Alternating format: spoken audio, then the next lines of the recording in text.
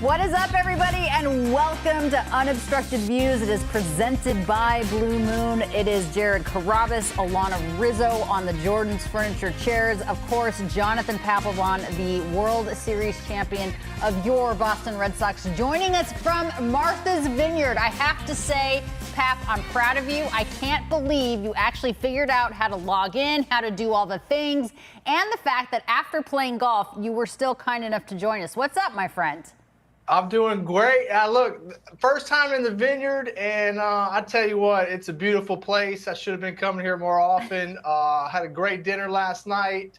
Drank some of your Opus One, I believe it was. Okay. Yeah, so we're living it up.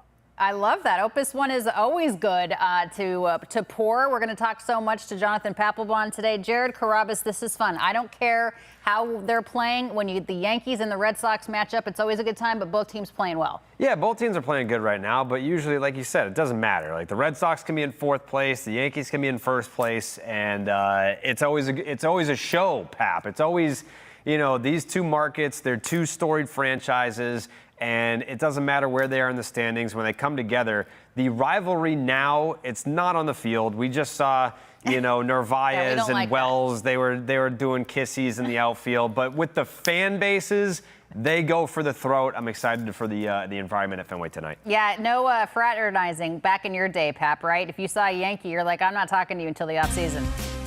No, if you were friends with them, you met off the field, not on the field. The times have changed. All right, thanks for being with us. We'll be right back after this quick break.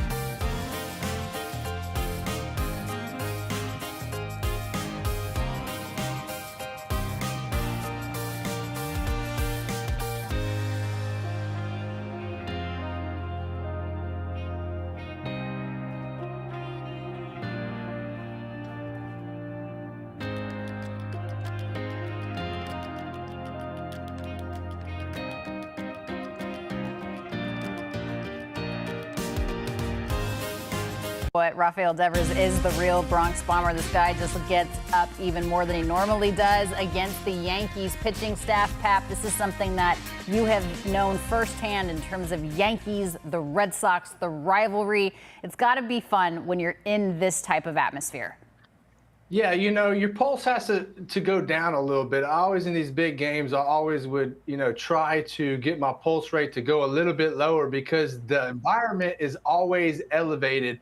But you know what I'm really excited to see tonight? I'm excited to see how the Three Musketeers do all together in a big-time game. All right, we're going to talk about that. Marcelo Meyer not in the lineup tonight. Jared Carrabis, we will talk about that. Roman Anthony is in there. Christian Campbell is in there. We'll talk about all of the things Yankees, Red Sox when we come back. Unobstructed Views. We're with you every single pitch. We'll be right back.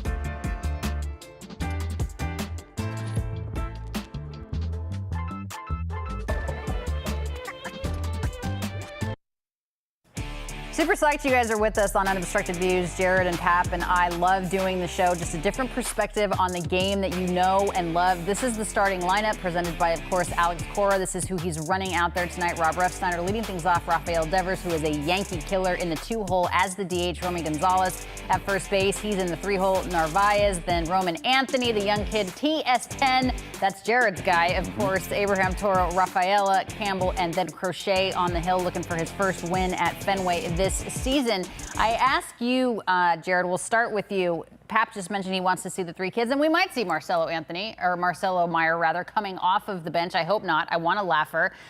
What do you like about this lineup? What do you wish that it looked like instead? So where I'm landing on the lineup tonight is I'm excited that Roman Anthony's in there against the lefty. You got Ryan Yarbrough going for the Yankees tonight. He's not particularly great, to put it nicely.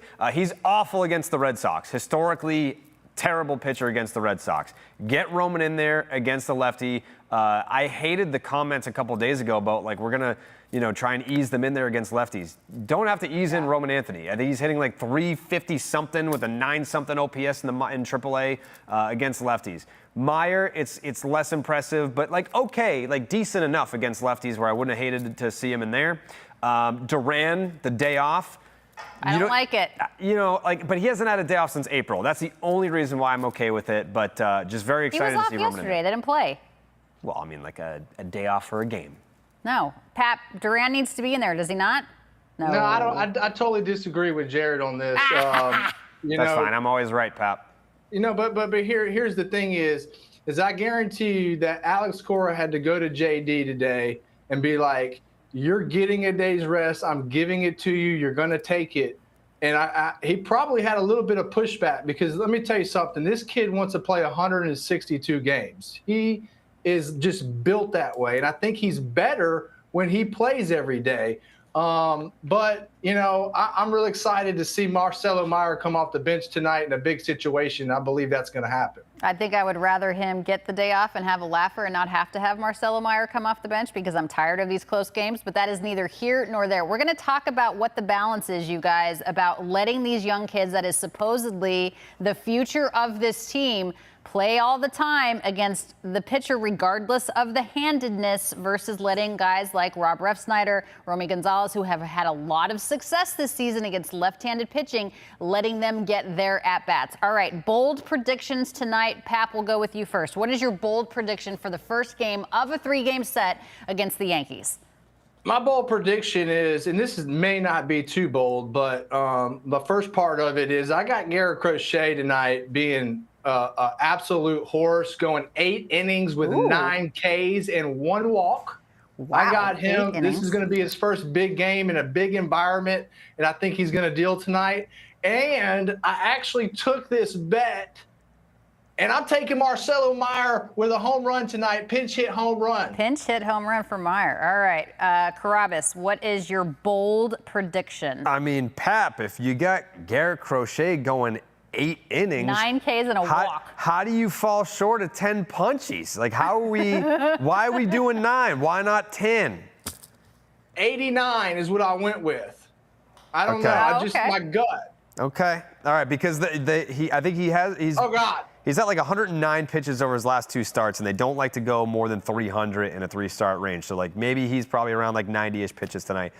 Bold prediction, I feel like it's not even that bold. Roman Anthony's first big league homer's coming tonight. Roman Anthony, first big league home run. First big league home run. Roman Anthony tonight, a little left-on-left home run tonight. So that next time that there's any discussion about, you don't want him to face any lefties, well, guess what? First big league home run was off a lefty. All right, so left-on-left crime for Roman Anthony as a Look at TS10. Look at this. I mean, TS10. He does it better than Jeter. You guys, that's 2. Are you stop. kidding? He does it better. Stop.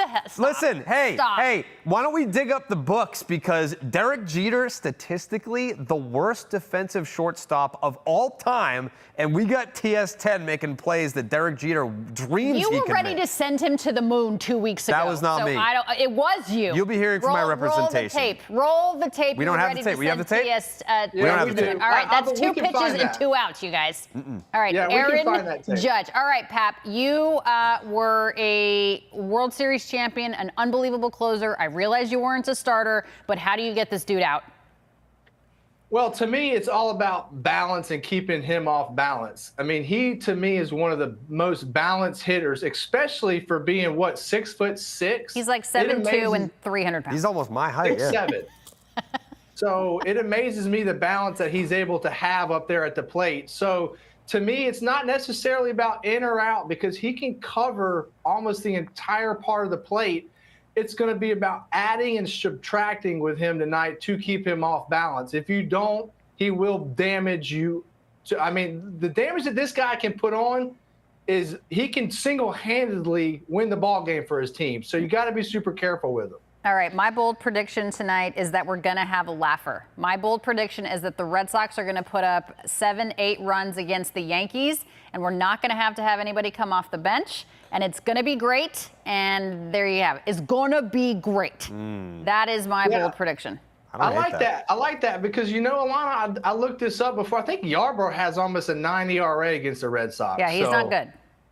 So I like that. That's correct, Pap. Yeah. All right, there you have it. 1, 2, 3, suckers. All right, much more to come. We are flying on Unobstructed Views, presented by Blue Moon. We'll be right back. Let's go.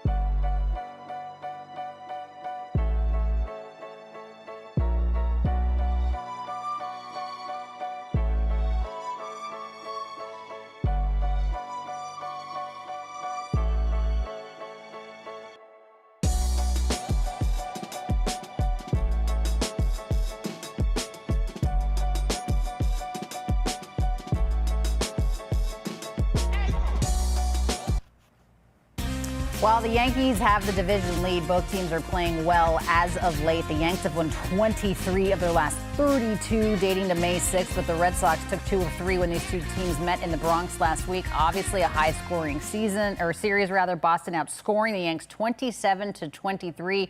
Yarbrough on the hill for the New York Yankees. Obviously, guys, a guy that doesn't fare well against New York. Hopefully, this lineup can get to him early, Jared. I mean, he just threw an 85-mile-an-hour middle. I don't even know what that was. Was that a changeup, Pap, or was that a fastball? If that's a fastball, it's gonna be a long night. Yeah, that was an 82-mile-an-hour sinker right down the middle to start the game. So if I'm the Boston Red Sox hitter, I'm getting up in the plate and I'm taking that sinker away from them and I'm punching it to right field. Yeah, I think Rob's probably going to be looking middle in, and he's probably going to be looking to put a hole in someone's windshield across the street of Lansdowne. So we'll see what happens. I mean, we got some bangers in there tonight, Pap, between Ref Snyder and Romy with the damage they can do against lefties. It's a prime opportunity to stat pad tonight. Yeah, I totally agree with you, Jared. You know, this guy right here is the kind of guy because, you know, you got to look at the series, okay? You're going up against their two better starting pitchers tomorrow. So guys like this, you got to beat up. You got to get him out early so that you can then get into their bullpen early, which also sets you up for the next 2 games because you're going against two of their studs. There you go. We'll take a walk to lead off the game for the Red Sox. You have Carlos Rodon going tomorrow, guys, for the Yanks, and Max Fried on Sunday. Max Fried's been ridiculous, 9-1 with a 1.84. Rodon's been good too, 8-4 with the 2.87. Let me ask you guys this, though. Pap, we'll start with you because you pitched in this game. He could also be Yarbrough, I'm talking about, pitching for his job because Marcus Stroman's on the way back. So how much do you think that's weighing on his mind tonight, Pap? Well, it's weighing on his mind, no question about it. There we go. Steve Padovani right there in the bullpen with the Is that a beach ball? Are we in LA? What the heck are we doing, Boston? Come on. But no, back to your question, Alanna, you know, with the Red Sox hitters, and to me, when you face somebody like Yarbrough, you got to smell blood in the water. And right now, he's walked the first guy. He hasn't thrown but 1 strike. So the hitters have to realize that and go up there with an approach like, okay, we're going to make him come to us. Force him to throw strikes, right? Don't chase. Correct. Right. Debbie's going to go yard here. I just feel it. If he throws anything soft here, it's... Oh. Yeah, he don't care. Righty, lefty, he's doing damage, especially against the Yankees. He has a strong hatred in his heart for this franchise. So does Dobbins, and we're gonna talk about that in a little bit. Poor Hunter Dobbins. No, I love it. No, it's good. I'm glad, but also like the fact that he had to make a statement is preposterous. Well, it's 2025. It is what it is. Everybody has to make a statement. Oh, well, nah, that's not yard, and he didn't. Yeah, that was just off. He got in on him just a little bit, but you know, by the 3rd at bat, that's probably launched into the right field bleachers. Yeah. I got a feeling it's going to be a long night for my friend Yarbrough here. Or a quick night. Well, a quick night to the showers. I haven't seen anything yet to me that he's thrown that he's going to get these hitters out with. No. Did you see the video that I tweeted on the night where Rafi hit that bomb at Yankee Stadium where they kind of like zoomed in on a Yankee fan over his shoulder and she was like, "We didn't forget that you started the season 0 for 26. Wait, how did she sound? Like that. And she sounded like she ripped like a bunch of darts before she came to the ballpark. And then the very next pitch, he hit like 468. There you go. Didn't even get all of it. Yeah, so look right here. And I'm watching Yarbrough here. I mean, he's yanking his changeup. His changeup is nowhere even close. So these hitters, what they have to do is recognize that, and you could really sit on 1 pitch. No, don't, Yeah. His changeup is nowhere close to the zone. So what these hitters are doing is they're saying, we're going to take the changeup out of it, and we're going to look for the next pitches until you prove to us that you can throw this for a strike. Romy 4 for 5 off of Yarbrough with a lot of damage. Well, that's why he's in the lineup. But that leads me to my next question of there's that whole situation about whether we should be running Roman Anthony, Marcelo Meyer, and Christian Campbell out there all of the time. I know Romy and Ref Snyder have had great seasons against lefties, but where's the balance, Pap? I'll ask you first. Where's the balance of running out the kids, if they're your future, versus running out the veteran players that you know have a resume and some traction against left-handed pitching? This is a very, I'm going to go with very touchy subject because Alex Cora is going to have to delicately maneuver these guys in and out because you don't want them to sit there and think, no, I can't hit lefties and I don't get my opportunities against lefties.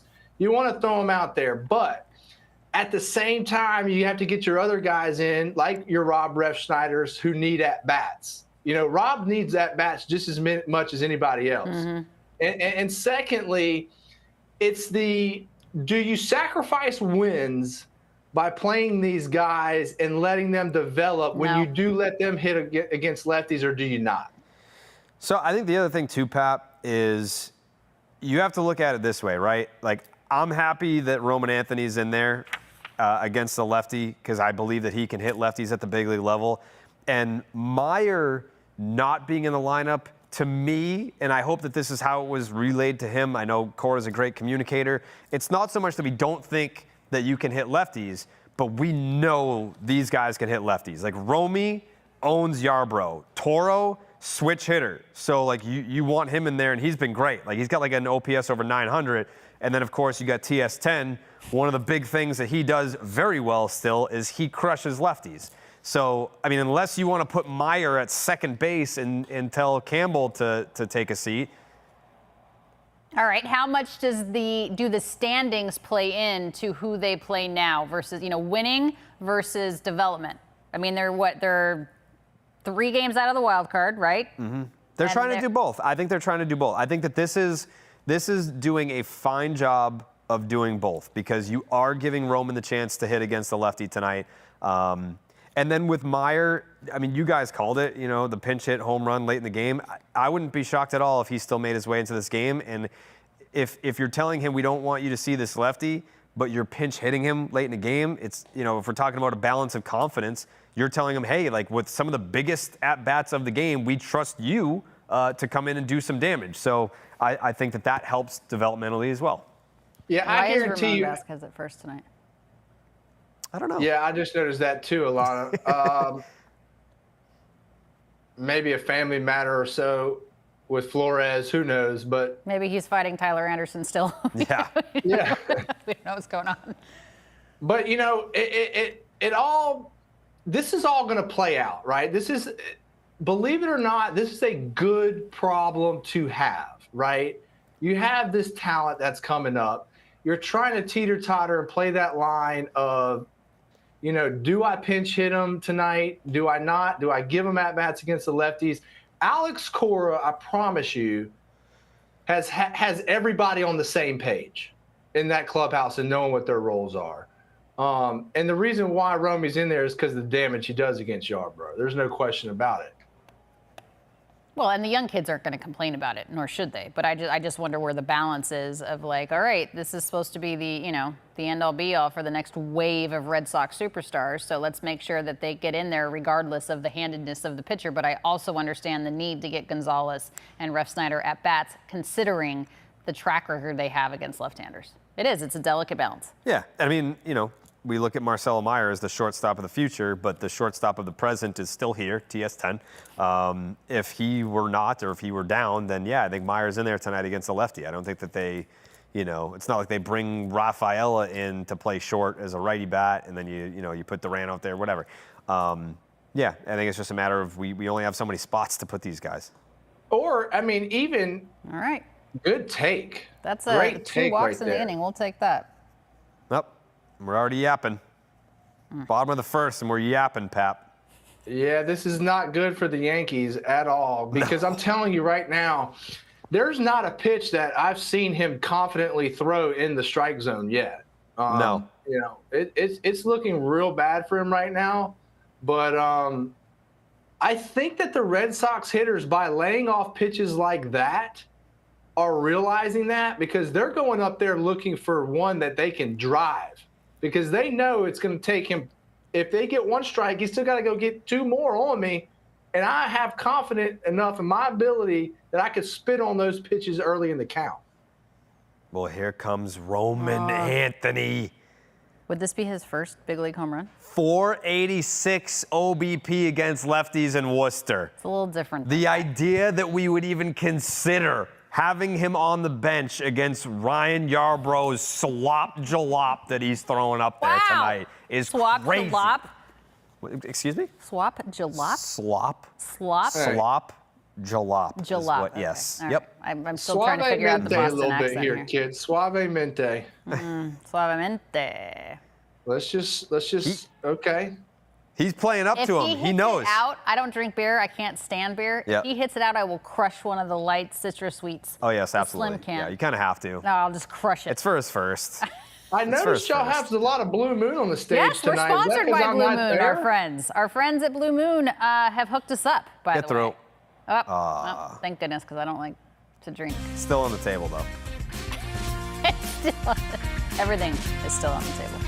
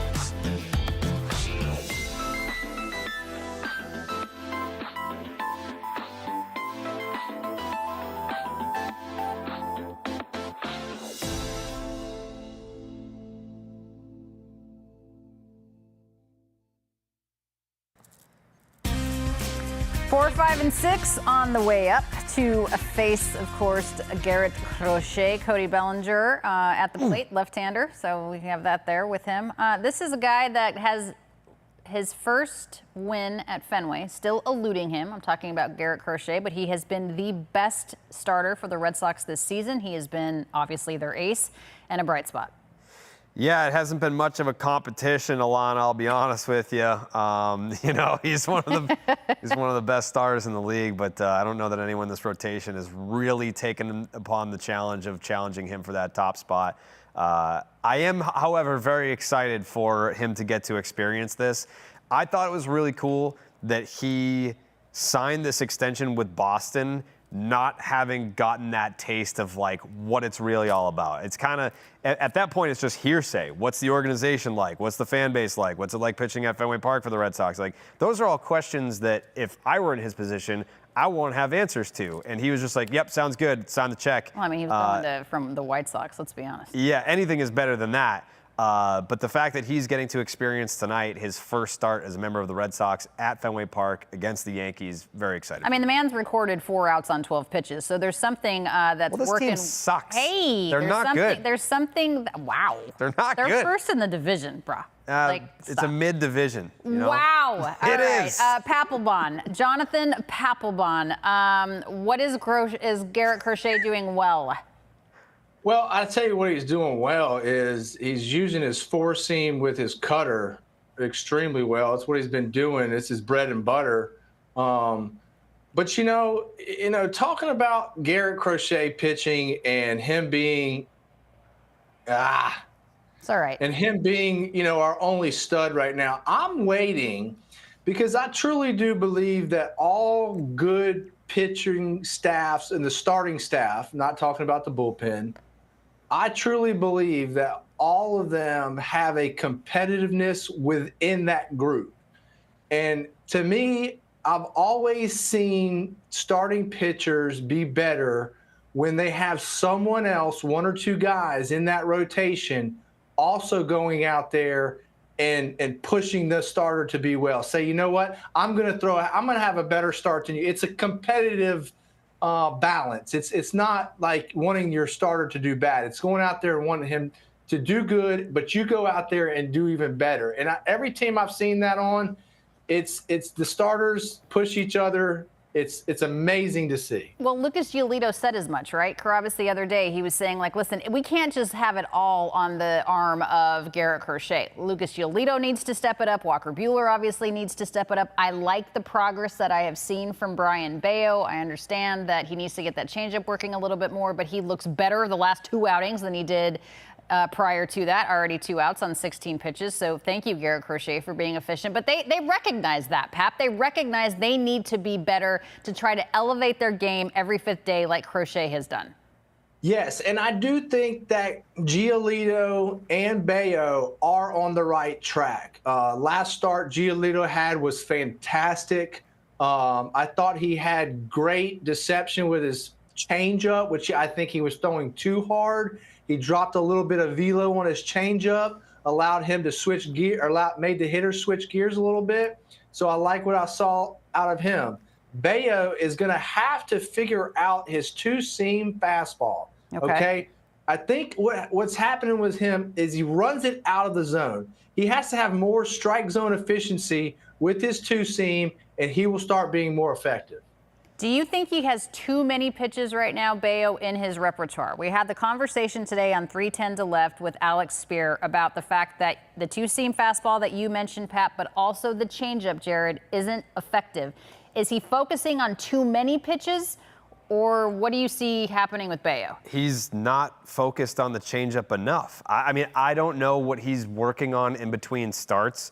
I would imagine that Andrew Bailey is working with him on getting a better feel for his changeup because having 2 starts now where it's like he's afraid to throw it. It's your best pitch. Like, how do you lose feel for your best pitch? I mean, I agree with Pap on the two-seamer having to locate, but if you don't have your bread and butter out pitch and you're not exactly a strikeout guy to begin with, like I don't know what a strikeouts per 9 is right now, but he's going to fluctuate between 6.5 and like 8, which is still less than a strikeout per inning. Like he needs to find the changeup again. You can't be recording season lows or career lows in usage for your best pitch. That is true, but he's going deeper into games. So what does that mean to you, Pap? I mean, he doesn't have the changeup in terms of efficiency and usage, but he has gone deeper into the game the last 2 outings than he has the entire rest of the season. Well, yeah, that's because he was getting early action in the counts with his last 2 starts. And the only way to do that is to be in the zone. But to me, for Bayo, it all boils down to this. Everything that he throws is hard, okay? So when the hitter is hitting, the hitter does not have to necessarily switch gears. And what I mean by that is he doesn't have to plan for a difference between 10 to 12 miles an hour.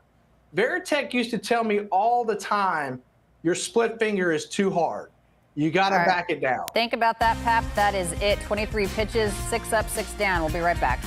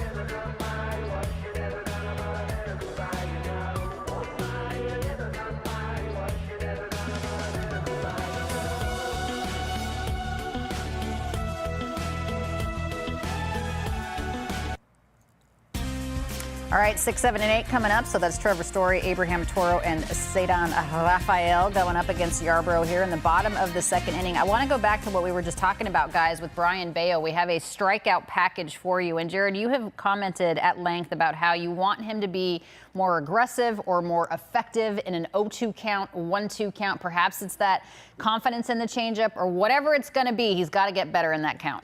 Yeah, no doubt. This goes back 4 or 5 starts now where he would get into these 2-strike counts ahead in the count and just nibble. And you would see 0-2 counts become 3-2 counts real quick. He'd end up walking guys, or anytime he would get 2 strikes on a batter, he's not being aggressive in the zone and not putting these guys away, giving them a chance to battle back in the count. But, you know, I mean, we have seen some improvement over the last 2 starts, but to what you mentioned earlier, Alanna, like, the changeup's still not there. Yes, he's going deeper into starts, and yes, he's having success. And there's my boy TS10, Pap. Get the Can't party stop this guy. started, TS10. People are saying right now, like, why not Atlanta for TS10? Like, get this dude in the All-Star game.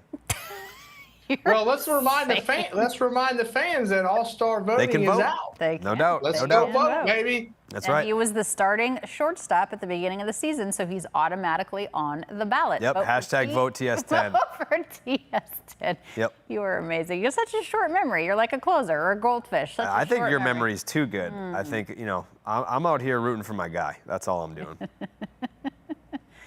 Pap, what's more important to you? We can wrap up the conversation on Bello in a second here, but what's more important for you, the command and the conviction in the 2-seamer or the changeup? Well, they're both pretty important. It was just like I was saying, what Veritek used to tell me all the time is you have to have, between your pitches, you have to have differential, okay? You have to have gaps. So where the hitter has to be able to either speed up or slow down. That's what you call keeping a hitter off balance. And so there were times where my split finger was way too hard, like 87 to 88 miles an hour, and it would be getting hit. And I'd go up to Veritek, and I'm like, why is my damn split finger, I'm throwing it harder than I ever have, should be more action on it, why is it getting hit?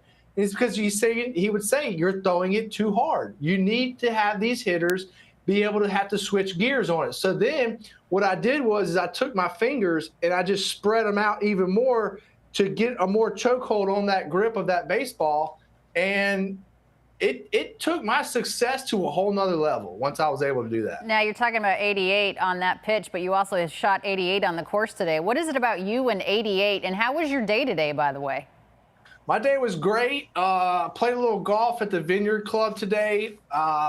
You got to know people to get on this place. So apparently, you know, I know somebody, but I did almost, Obama was playing in front of me today. Shut up. And I did almost drive one into him. I had to yell 4 at him. Imagine Jonathan Papelbon and Barack Obama just golfing. No, we were not in the same group. No, we understand, but you almost did. You were there at the same time. That's enough for me. That's crazy. Yeah, did you ask him to play through because they were slow, or you just have like really long drives?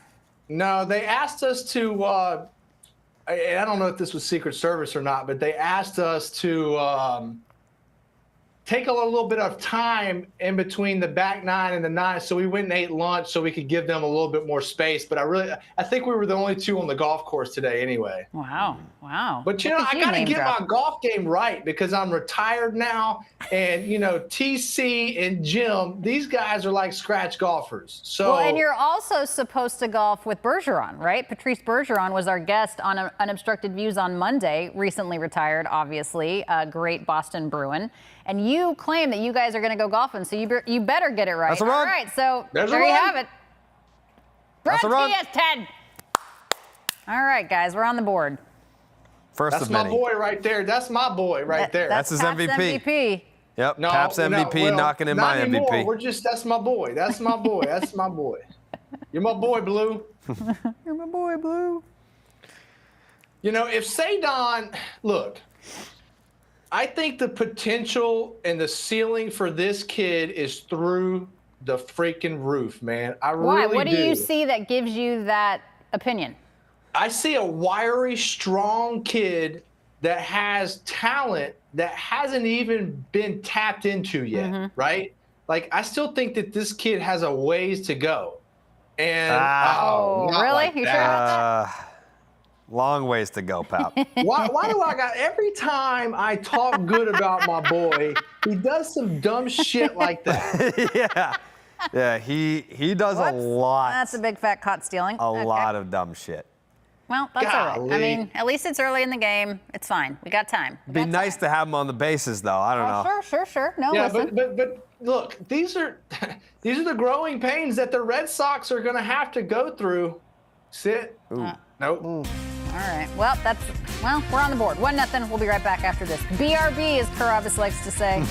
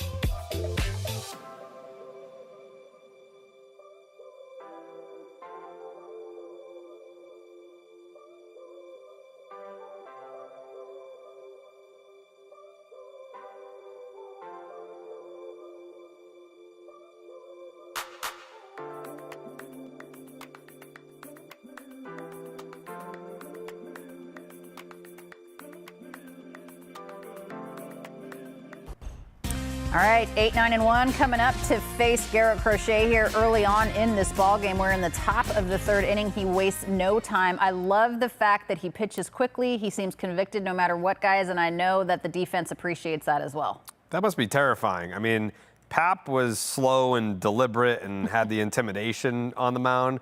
But if I'm out there facing Garrett Crochet, who throws upwards of 100 miles an hour, and it's coming from all these different arm slots, and he's a very large individual, you have no chance to get comfortable against that. Speaking as someone who has faced Jonathan Papelbon, it's not really that scary. I'd be scared to face Garrett Crochet. Would you be, Pap, afraid to face? I mean, I know you're not much of a hitter, but would you be afraid to face Garrett Crochet? No, I ain't scared of nobody. You know, Jared's scared of his own shadow. So, you know, I'm not scared of him. I'm going up there hacking. I know that because I know that Garrett Crochet is going to be in the zone, right? So I'm going up there hacking. But the problem is when he's in the zone up there at 98 like that, not even big league hitters have a chance. Yeah, the man's thrown 27 pitches, already has 2 Ks on this, and this is, you know, I love this. Let's go. That was a strike, by the way. Okay. They called it a ball, so they disagree with you. I tell you what really impresses me as I watch pitchers about Garrett Crochet. You could say all the arm angles you want. You could say the high leg kick, but his ability to throw the baseball downhill and create that angle. I'm going to try to explain this on the show. Okay. But when you have an angle coming down and a bat hitting the ball, you have to be on time more than when that ball stays flat. You have more plane to work with when that ball stays flat, if that makes any sense. He really comes downhill big time. There's something in his head. It's almost like even though they won the game against the Yankees in which he pitched, right, in the Bronx. Yeah. He gave up a lot of runs. Gave up 5 earned. So I'm glad you brought that up, Alanna. Okay. He gave up 5 earned runs. It was statistically his worst start of the year, but Austin Wells over here, who he just struck out very easily, the home run he gave up was a home run in 3 out of 30 Only ballparks. 3. Only. 3 out of 30 ballparks. He had some bad defense behind him. That should have been 7 shut, 7 1-earned runs, something like that. The 5 earned runs is very deceiving. If you actually watch the game, you'd be like, yeah, like it wasn't really that bad. Pap, when you pitched, I don't think they definitely didn't have the data of like this ball would have been a home run in 2 out of 30 ballparks. Would that have driven you nuts if you went out there and gave it up and it was like a 1 out of 30 or a 2 out of 30 type home run? Uh-oh. No, uh-oh. we're fine. Talk! Jeez. God, that was almost disastrous. Jeez Louise. But no, Jared, you know, when I played, if I gave up a home run, we usually lost the game. So I didn't give a damn how I gave up that home run. That's true. I That's was a good point. pissed. Yeah. I mean, to me, we're a lot like a field goal kicker. You come in when the game's on the line, and you're the hero of the good, Alanna. You nailed it. Yeah, that's true. That's a good point. You were the GOAT or you were the hero more than you were the GOAT, Pap, so you're all right. Mm-hmm. That's how I got on this show. Yeah, that's how. That's how I got to meet Jared Carrabis. That's right. That's how you got on the vineyard and golfed behind Obama. Yeah, that's also true. Yeah, there you go. But here's one thing about Garrett Crochet. He didn't pitch good against the Yankees. But I truly do believe this guy wants to be known for that big game pitcher, right? He didn't have the opportunity. He didn't have the opportunity in Chicago. Well, guess what, buddy? Here's your opportunity here in Boston, and there's no better place to be known as a big game pitcher here in Boston. You know what? And good for him to say, I'm not a bullpen guy. I want to be a starter. I don't want to be in the bullpen. I don't want to go to a contending team for the postseason if I'm going to be coming out of the pen, blah, blah, blah. And I guess good for him and good for Aaron Savali. Now, Aaron Savali got traded to the White Sox, so maybe he doesn't like that. But he's going into his free agent year, and he wants to be known as a starter. I mean, Pap, you can appreciate the fact, right, that you're like, listen, I'm a starter. This is where I want to be. This is where I'm the most effective. This is how I want to be seen. That is a phenomenal point, Alanna, because a lot of players and pitchers in general get deemed, oh, you're a bullpen guy. They get labeled, oh, you're just a starter. You look at Tarek Skubal. Tarek Skubal was a reliever when he came up. He's the best pitcher we got in the big leagues now. Chris Sale won the Cy Young last year. Came up as a reliever. So that's 3. We'll pick it up. Okay. We'll talk about that when we come back. Good job, Garrett Crochet. I'm proud of you.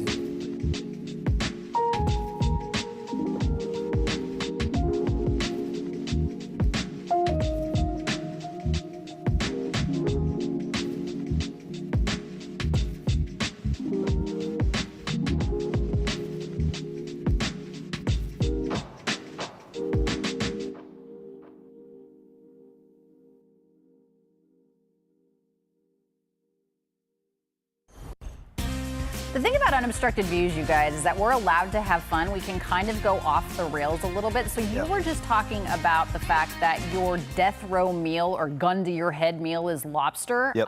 What are the accompaniments? What are the accoutrements? I'm glad you asked that question because when I eat a lot. Do you know who Steve Buckley is? Yeah. Legendary journalist here in Boston. And we got lunch the other day. And I got like 3 meals in one sitting, and he's like, I don't know how you're not fat. The guns, Alanna, come on. Okay. I mean, I should have asked. You know where it goes, the hell?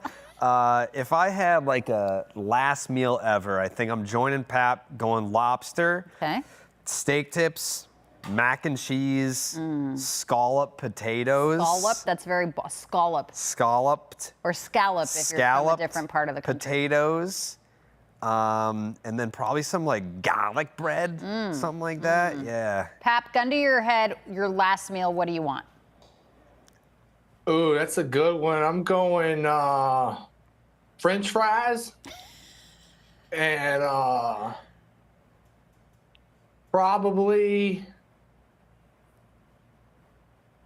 I mean, they're gonna pull the trigger. You got to come up faster than that. I'm going with a seafood crawfish bowl. Okay. We're gonna have. You know what we're gonna do? We're gonna have a big crawfish bowl, and we're gonna put it all in there, and we're gonna have crawfish and potatoes and corn. You got to like lay it out on the tablecloth, just like lay it all out on the table, have the beer in the crawfish bowl and all the things. Okay. That's right. That's very Southern of you. What's crawfish taste like, Pap? I've never had crawfish, and I'm a fish guy, but. So they're really good. They taste like spicy lobster. But my point is that like if this is my last meal, I want to have like a party. You know what I mean? Oh yeah. No, you got to make sure it lasts a long time. Yeah. Right. Absolutely. So I'm going seafood bowl basically. Sure. But in the South we do crawfish, which is basically like mini lobsters. Right. But we spice the shit out of them, and you gotta rip the tail off, and you gotta suck the head. Oh yeah. That's key. All right. So that's the meal: French fries, the crawfish boil, the whole thing, the potatoes, the thing. What is your final sip drink of choice? Pap, you start, and then Jared, you can weigh in. Besides Blue Moon, of course. Right. I'm going with that shine, that moonshine, baby. You can't ever go wrong, man. It wakes you up. Papa's grandpa medicine, man, Okay. All right. Wow. Jared, what about you? Probably like orange soda. Okay. Well. Get them? Yeah, I think if I had like one last thing that I could drink. Like Fanta? What are you drinking? Like Crush. Like Orange Crush? Yeah, probably like a Sunkist or a Crush, one of the two. I wouldn't be disappointed with either. Oh, okay. Yeah. Alanna, I will say that a lot of people do nowadays put Blue Moons into their seafood boils. Oh, for sure. When they do boil. Oh, yes, absolutely. Yeah, you put the beer in there. Absolutely. Yeah, it's become very popular, that's very especially common. with the Blue Moon. Yes. All right, well, thanks both of you for asking, which you didn't, but it's fine. So my last meal would be my mom's, it would be Cuban food. My mom is Cuban. So I would either do like vaca frita or ropa vieja, but I would also have lobster and steak. Wait, or come again? Alaskan king crab legs too. Ooh. Well, can you explain to me what this is? Yeah, so vaca frita is basically like skirt steak, and it's kind of like fried meat, and it's just very thinly stripped, and it's fried with onions and garlic. And I mean, if you're Cuban, it's always onions and garlic, right? This ball's about to get crushed. What? I said this ball's about to get crushed. Okay. And then ropa vieja, literally translated, means old clothing, which doesn't sound appetizing, but it's like that strip steak also, but it has like sauce and all the things. It's sauce.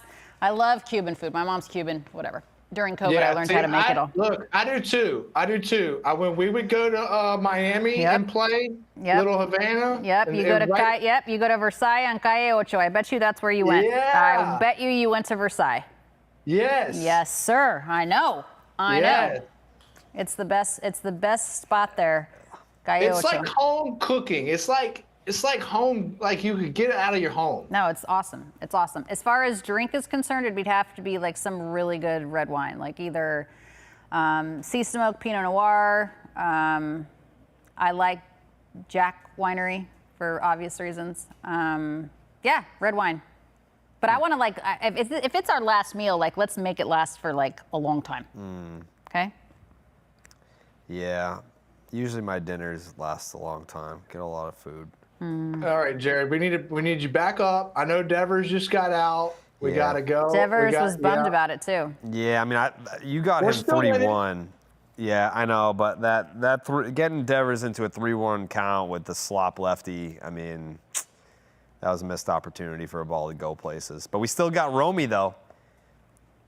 Yeah, it's just shocking to I me need to look at something real quick. how much Yarbrough's getting behind in these counts, and we haven't done. That's so funny getting that away you with say it, that, yeah. Pat, because I was just about to look strikes to balls for Yarbrough. He's going to beat that out, folks. Yeah, he is. did. He's very fast. He's sneaky, maybe the fastest guy on the team. Yeah, I think he wears Jordans too. Isn't that why he's so fast? Could be. So be. Yarbrough, before that at bat, was 49 pitches, 24 of which were strikes. Yeah, no good. No. I can't believe Goldschmidt's been so good this year. He's like 58 years old. First of all, he's not 58. He's Second of all, 57. He'll be 58 in June. It's a lie. I did not think that he would enjoy playing in New York. And He doesn't. He has. He told me off the record he hates it. He said he hates his teammates in the market. If it was off the record, that's probably not a good thing that you're saying. All right, cut that. Cut that. We're not live, right? We are. All right, And edit we're that on, out. And we're on. Edit that out in post. We're on X too. Look, I'll tell y'all this much. The kid is a professional hitter. He's Oh going my to God. hit wherever he He goes. is, absolutely. Absolutely. I feel like that was a great sign for the Yankees. I feel like he voided a lot of holes for them. I mean, or filled a lot of holes for them, and might be an all-star. I mean, he's Narvaez? no Goldschmidt. No, Oh, Goldschmidt. well, Narvaez too. I think Narvaez is probably going to be your backup catcher for the All-Star game. It's going to go Cal Raleigh, who's on pace for 60 home runs, and then you're going to have Carlos Narvaez as the number 2. If he gets Yeah, he's voted in, do you think definitely- people will? If they don't, then they're Recognize dumb. him? I think it's going to be Booney, huh? Booney's going to be the AL manager for the All-Star game this year. I'll put in a favor with Booney. I'll text him during the break.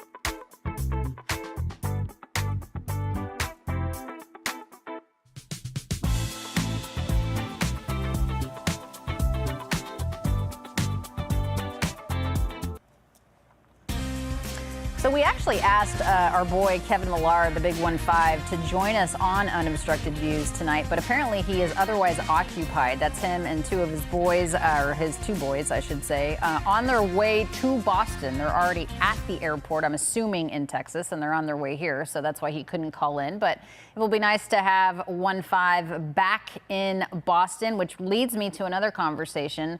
Obviously, the Red Sox and the Yankees guys have a tremendous rivalry. These are two teams that have been playing, calm down, that have been playing for a very long time. What is your favorite Red Sox-Yankees rivalry moment? It's Garrett Crochet versus Aaron Judge. Is that right? He can't hit him for shit. What are you looking at? Oh my God! This is going to become a thing. This is going to become a thing. Like he's what? 0 for 6, 0 for 7 with 6 strikeouts against him. He didn't even swing the bat, Jared. God, it's in his head now. It's absolutely that was domination in its purest form. Pap, do people get like people that good? Do pitchers get in their heads? If you're Aaron Judge, is a Crochet in your head? When you have, I wouldn't say it's this early, right? When you have a multitude of at-bats, say like 50 at-bats, and you're struggling against them, it will get in your head. It just, like, it got in my head. Like, guys like Frank Catalanato, he owned the Sox. Get out. It got in my head, you know? It really does. But,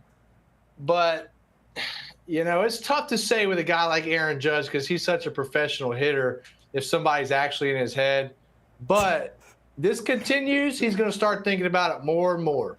All right, I don't believe you that that's your favorite Red Sox-Yankee rivalry moment. What is, as we have 2 outs in this inning? I was at Game 4 of the 2004 ALCS. Dave Roberts stealing the bag. Yeah, that's mine. Yeah, well, I was there, so I'm claiming it. Since that game, the Red Sox are 48-28 in the postseason with 4 World Series titles. The Yankees, even after going 8-6 in the postseason last year, they are 3 games under 500 in the postseason and only have that 1 World Series title, in which it's been so long that it's, I don't even think it was in HD. I don't even think it was shot in HD, Pap. I want to say it was a World Series DVD was how that film got put out. When's the last time you saw a DVD? Do you even own a DVD player? It's been a long time since 2009. So Red Sox have had a lot of success since Game 4 of the 2004 LCS. Smell you later, Volpe. Okay, Pap, we'll discuss your favorite moment in this rivalry when we come back.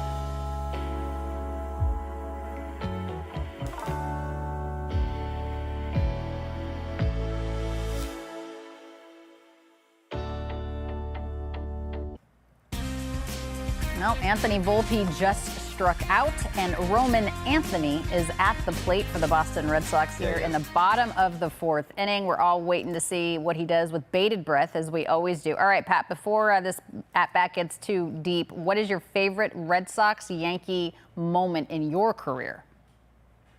Well, anytime I punched out Alex Rodriguez was a favorite moment of mine, because I hated Alex Rodriguez, hated playing against him. Probably still hate him. But my favorite moment, is that off the wall? Nope. Nope. My favorite moment was in 2004. I was actually in the minor leagues, and I was at a bar watching them win the World Series in Fort Myers. And of course, it was packed with other people. Nobody had a clue who I was because I was still in the minor leagues.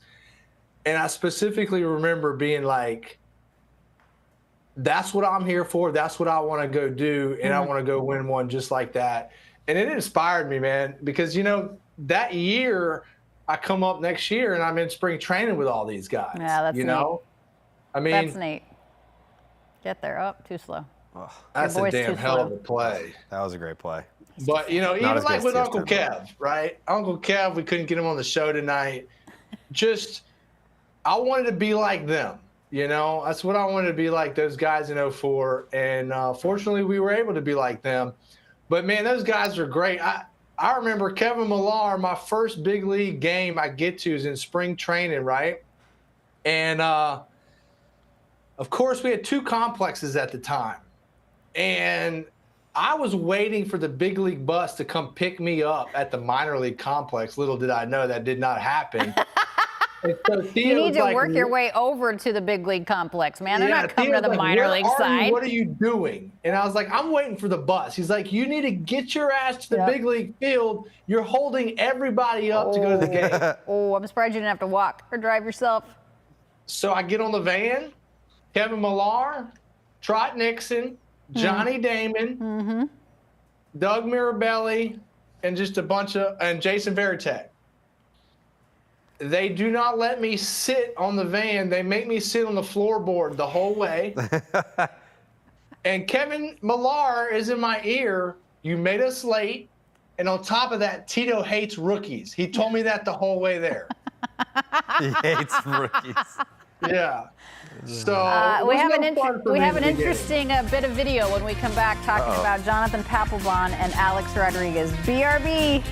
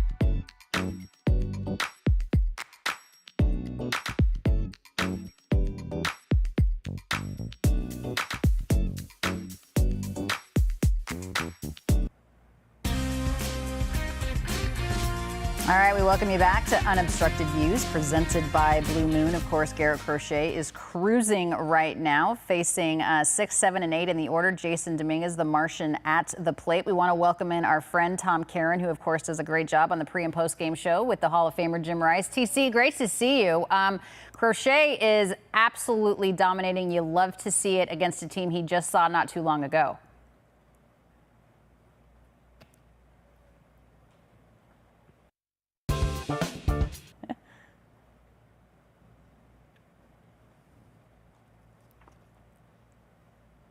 Down in the Bronx last time around if the defense had helped him a little bit. And tonight, he is just in control of this. TC, I was asked earlier in the program my favorite Red Sox-Yankees rivalry moment, and I don't think you're ever going to guess what I selected. Want to give it a shot? Let me guess, the catcher's mitt in the face of A-Rod. No, I said Garrett Crochet versus Aaron Judge. I'm enjoying it a lot. 0 for 5, 5 strikeouts. It's quite a thing to behold. That first strikeout, okay, the last couple of pitches of that, the 98.2 to finish off that strikeout. This place about as loud as I've heard it this year. Oh. And that was the end of the first inning, and the place absolutely erupted. Like, you know, everybody's been waiting for a sign, right? And you know, Jared, as you keep saying, this is the team they're intended to have. They've rolled the dice. They've brought everybody up. There's nobody waiting right now. And so this is it. You're along for the ride, and you're waiting to see what this is going to be. This weekend could tell you a lot. I'm excited about it. I really am. Like, I've been saying it all along, like, just give me the big three and see what it looks like. And to your point, TC, if they can get this series, you're in striking distance of 500. I don't want to put it out there. If you sweep, then, you know, we're talking winning ball club potentially. The season has a whole new feel. And sure, like, there are turning points for every team's season if you're going bad and then you want to end up turning your season around. But didn't it feel like to you, even though that they lost the game, that calling up Roman Anthony was just in itself a turning point? Yes. Yes. The numbers show it, the ratings show it, the streaming numbers show it. The tickets sold at the last minute Monday and the tickets sold Tuesday. Big crowd Wednesday, 36,000, 5,000 more than the other two. But beyond that, I'm older than you, Jared. So I'm more cynical. A little bit. I watched more bad baseball before these glory days that you grew up in. and here's the thing. It is such an inflection point. Because it's not just a chance to go on a run, like you said, and get back to 500 win.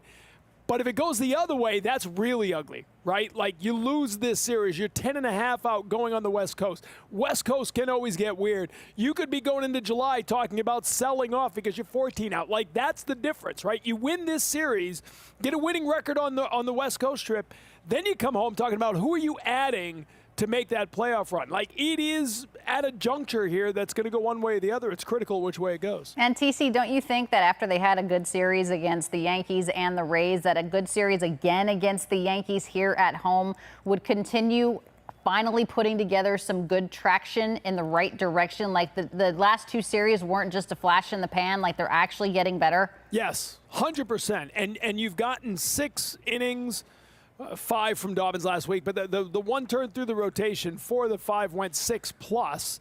You've probably for the first time in 3 weeks have an actual rested bullpen with the day off yesterday. Like, you've got everybody available for this weekend. You've got the kids up.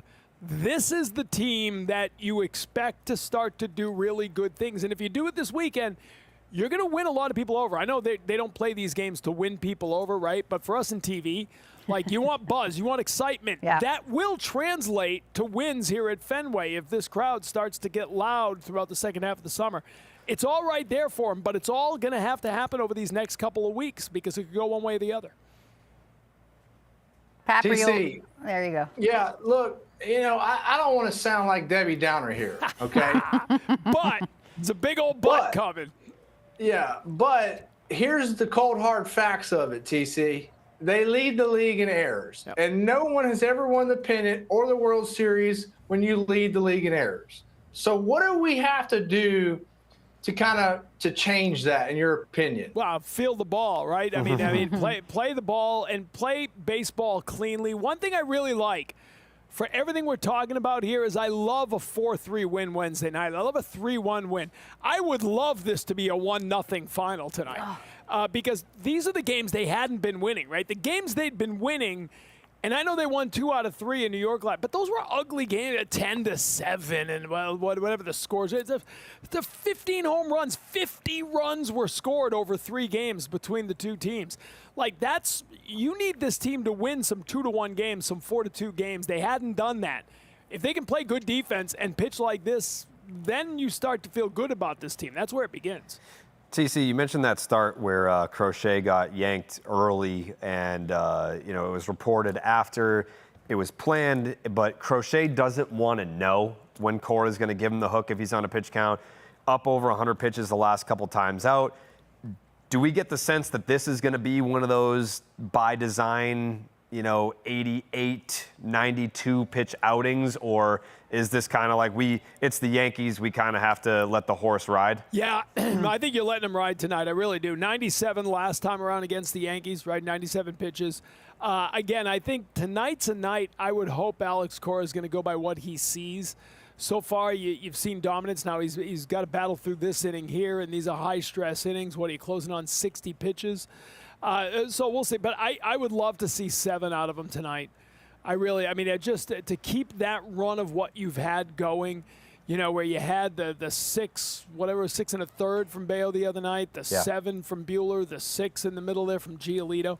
If you got 7 out of him tonight and could just hand it off to the back end, Weissert and Chapman to close it out, that would just be such a huge boost for this team. Yeah, 60 pitches right now through 4 2/3. TC, are we putting too much stock on some young kids that have about 14 minutes in the big leagues? Oh, yeah. Yeah, we are. That's what we do. I mean, it's, listen, I sit here with Jim Rice, who's gone off somewhere right now. I don't know where he is. But Jim, we've talked a lot about what it was like in 75. And 75, obviously, it was Jim and Fred Lynn coming up together. But that was, much like these guys, the end of it, right? It's not just Anthony and Meyer and Campbell, right? It was Rafaela before them. It was Abreu before that, right? You've had this matriculation, Casas, who's hurt now. And that was the case back in the 70s. You'd had Dwight Evans a couple years earlier. Carlton Fisk had come up, young guys. When you came up, right, there was all those young pitchers coming up together. Like, you got to get them all up here and get them together and get them playing. That's when you start to know what they are. Yeah, well, I think that time has come now where they're not looking in the rearview mirror anymore. And secondly, you've signed Crochet. Get that. Ooh. Great play. Romy. Wow. Okay, here we go. All right, TC, are we going to see you in the next half inning, or are you done with us? No. All right, that's you can't afford me for a whole inning. No, you're absolutely right. My bad. Thanks for the time, sir. The check's in the mail. We'll see you soon. We'll be right back, guys.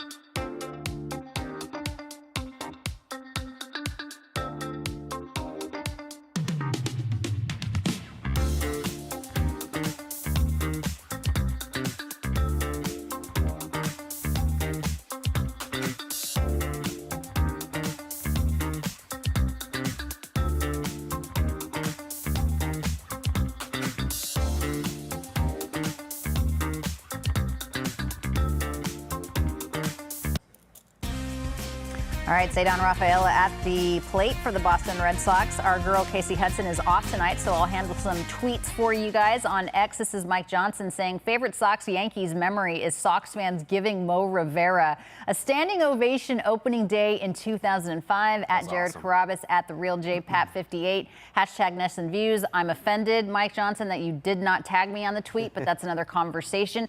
That's a good moment, and what that says to me is that the Red Sox can appreciate greatness, even if it's not on their team. Yeah, we're the best. We are the best fans in the world. So that day, I was in high school in 05, and I remember my coach was like, I will give you guys the day off for the ring ceremony. Like, we didn't have practice that day, and we usually practice every single day. Obviously, because I was a tremendous baseball player, you can't get to that level without practicing every single day. But that day, he was like, ring ceremony. We thought at the time, winning in 2004, like, this is a once-in-a-lifetime opportunity. Didn't know that we'd have four of those. That would be a fair assessment. Yeah, so it was like a historical moment. Like, yeah, why don't you guys go take the day off and go watch real baseball players? And getting that standing ovation from the crowd, the fact that he tipped his cap and acknowledged the fans instead of being bitter. He's like, yeah, I mean, I'm eventually going into the Hall of Fame with a 100% voting percentage. I'm the best closer of all time. You guys can have this one because I've, what was it, like more men have walked on the moon than scored against Mariano in the postseason? Yeah, we can have that one. Yeah, Pap, I would imagine closer to closer that you'd have a tremendous amount of respect for Mo. I mean, I don't know your relationship with him, but you got to appreciate what he's accomplished. No, I have a great relationship with him. I've always had a great relationship with him, and has taught me many things. But I will say this: Yankees Red Sox rivalry. I did kind of make it I didn't look at it as a mistake, but we did have an All-Star game one year that was the final All-Star game in New York City. And I did the red carpet show for MLB Network. JD Drew, the MVP of that All-Star game. Yeah, oh, wait, in 2008? 2008, it was the year before I lied. MLB Network. I totally wasn't there. Yeah. Extra innings. But anyway, I made the bold statement to the New York media that I wanted to close the game out. And not Mariano Rivera, and it was awesome. It did not go over real well. We had a parade through New York City the very next day that I had to let my wife and kids out halfway through because so much shit was getting thrown at us. Yeah, probably not the best move. I like where you're coming from. Like, you want somebody to say, like, listen, I want the ball for the last 3 outs of the game. You want that attitude, but probably not the best place considering the game was in New York. This was one of my favorite sports stories of the year that year. Like, Pappy and like, you know what? The detail that you're leaving out is that it was the final season of Yankee Stadium. So they were about to close it. So that's why the All-Star game was in New York that year. And Pap's like, I'm having a better season than Mo, so shouldn't I get the ball in the ninth? And also, the Red Sox won the World Series the year before, so that made Tito the manager of the American League All-Star team. He's like, that's my manager. I'm the better closer this year, so let me close out Yankee Stadium. And then, but don't you want that attitude from the closer? I loved it. I loved it at the time. But I remember the parade, too. I wasn't there, but I remember, like, seeing it, and the fans were just giving him hell, and it's like, man, like, JFK had a better time in his parade in Dallas than Jonathan Papelbon did in New York City. Wow.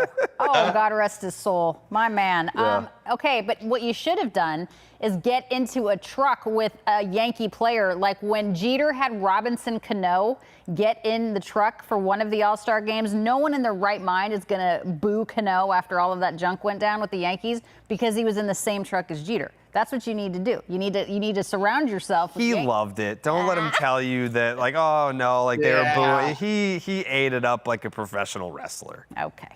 I'm not going to lie to you. I kind of liked it as well until my wife was like, you're a complete moron. Look what you did. I'm getting off this damn float. Your poor wife and kids. Yeah, well, we've been together for 20 years now, so it's all good. She's used to your shenanigans and your nonsense is what you're saying. Yeah. Did she golf today, or what was she doing when you were on the golf course with Obama? She was shopping until she dropped. Atta girl. There's a lot of shopping here in Martha's Vineyard. I'm aware. So, Yeah. Must be nice. Must yeah, be I'll nice. tell you one thing. I'm not taking that damn ferry on the way home. You're taking a PJ, you said? Yeah, the hell with that ferry. What was it about the ferry that you didn't like? Too slow. Well, yeah. Yeah, If you don't have an ounce of patience, it's not going to work for you. Yeah, and then you got to go on their schedule and their times. And, Alanna, when my family travels, it's a traveling circus, man. Yeah. Well, you don't usually go out of the country. And honestly, Martha's No. Vineyard is like another country from Mississippi. So that makes sense. Yes. Was it just your family? You were there for a charity event, were you not? Well, the charity event's on Father's Day, yeah. Oh, okay. Side note Yeah. here, I love how involved Alex Bregman still is, even though he's on the injured list and he's been on there for a few weeks now. He's top step of the dugout. He's talking to the hitting coach. He's talking to Roman Anthony, who just made his big league debut this week. Like, he's engaged. he's like a second manager on this team. It's like Alex Cora's got the right wing, and you've got Bregman down on the left side, and I actually saw, I wish I could cite who said it. I don't remember, but they moved Roman Anthony's locker in between Jarren Duran and Alex Bregman, being like, these are the two guys. You're going to want to absorb as much information and big league knowledge as you can from these two. Sure.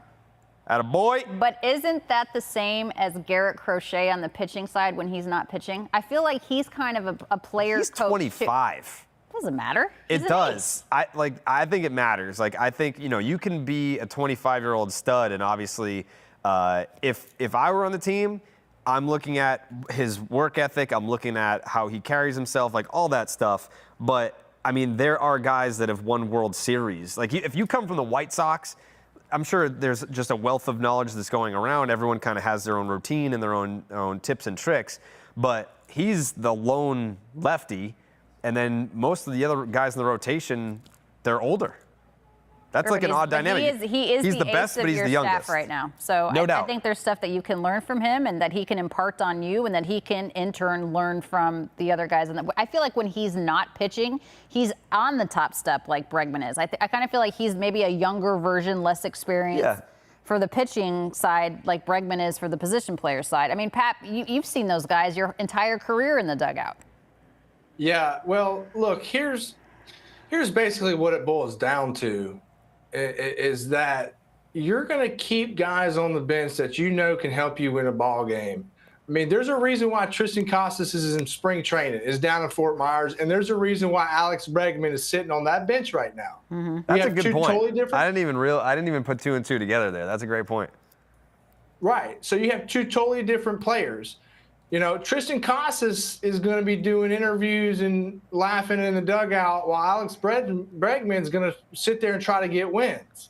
That's just a difference between... In fairness, though, isn't it that, Bregman will return in a few weeks and Casas is out for the year? So it's kind of just like, if you're definitely not going to contribute at all this year, then it's, go rehab, go get right. Whereas, Bregman's doing his work on the field at Fenway.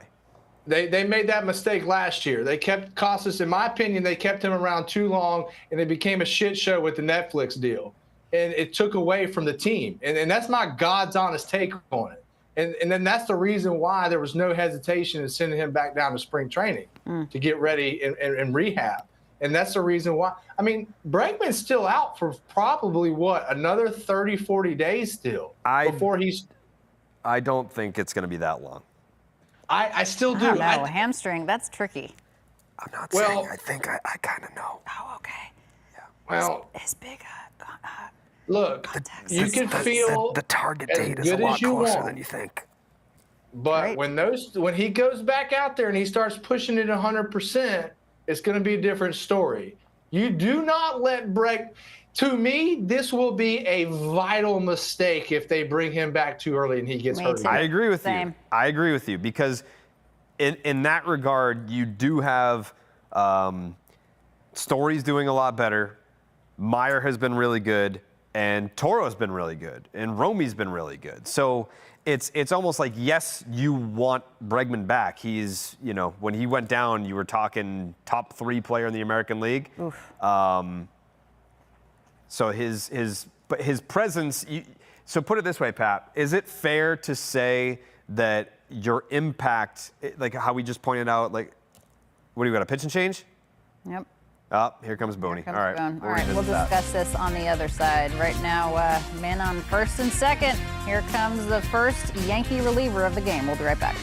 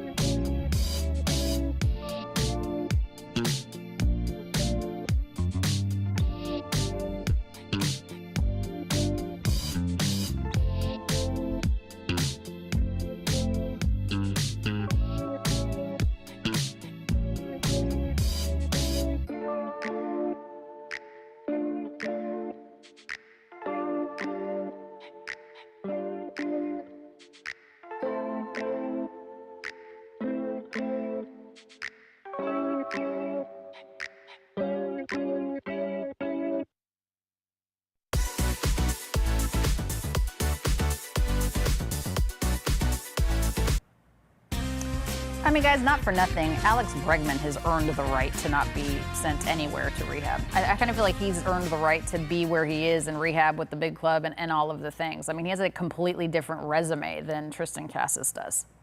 Yeah, you're absolutely right, Alanna. You are. But also at the same time, here's the thing is you have reinforcements now, okay, with this team to where you can allow Alex Bregman to make sure 100% that when he comes back, there's no reason to push it, in my opinion. Yeah, I agree. And groins, obliques, and hamstrings are tricky. It's a quad. Anything. Or quad, sorry. Yeah, I mean, the other side of the hamstring. Yeah, the whole thing about that injury is that it's an odd dynamic where everyone keeps referring back to the last time that he injured his quad in 2021. Wasn't it a different leg, though? It was a different leg, but it's also like a worse injury, but he's healing faster. It's weird. That was a big punchy. All right. Yarbrough's super excited about that. All right, Loizaga gets the job done. We'll be right back. Top of the sixth is next.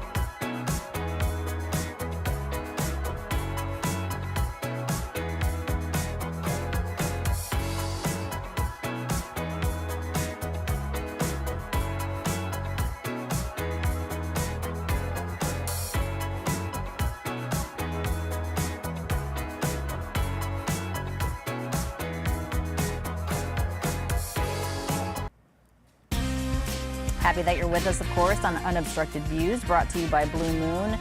Jared Carrabis and myself on the Jordan's Furniture chairs. Jonathan Papelbon, kind enough to meet us and be with us while he golfed today on the Vineyard. With Obama. Vineyard, with Obama. He was behind him, whatever, it's fine. Top of the sixth inning here. Of course, Garrett Crochet is still out there. You'll see TC and Jim Rice for post-game. But I wanted to bring up something that we were talking about before about your love-hate relationship with Alex Rodriguez. Do you remember this moment, Pap? And we have the video here. I'd like to cue that up. Of when you achieved your 200th career strikeout against the nemesis by the name of A-Rod. That's 200 save, rather. I'm sorry. Ooh. Wow. Pap, you just remember? Fired up. Yeah, I probably had about 6 Red Bulls, no telling what else. But look, anytime you can punch out Alex Rodriguez, man, that was a win for me.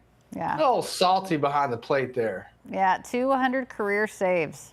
Did you ever think, I know that you had confidence that you were going to get to the big leagues, but are there certain milestones in your career, whether it's a certain save milestone or, whatever, that you look back at now that you're the most proud of?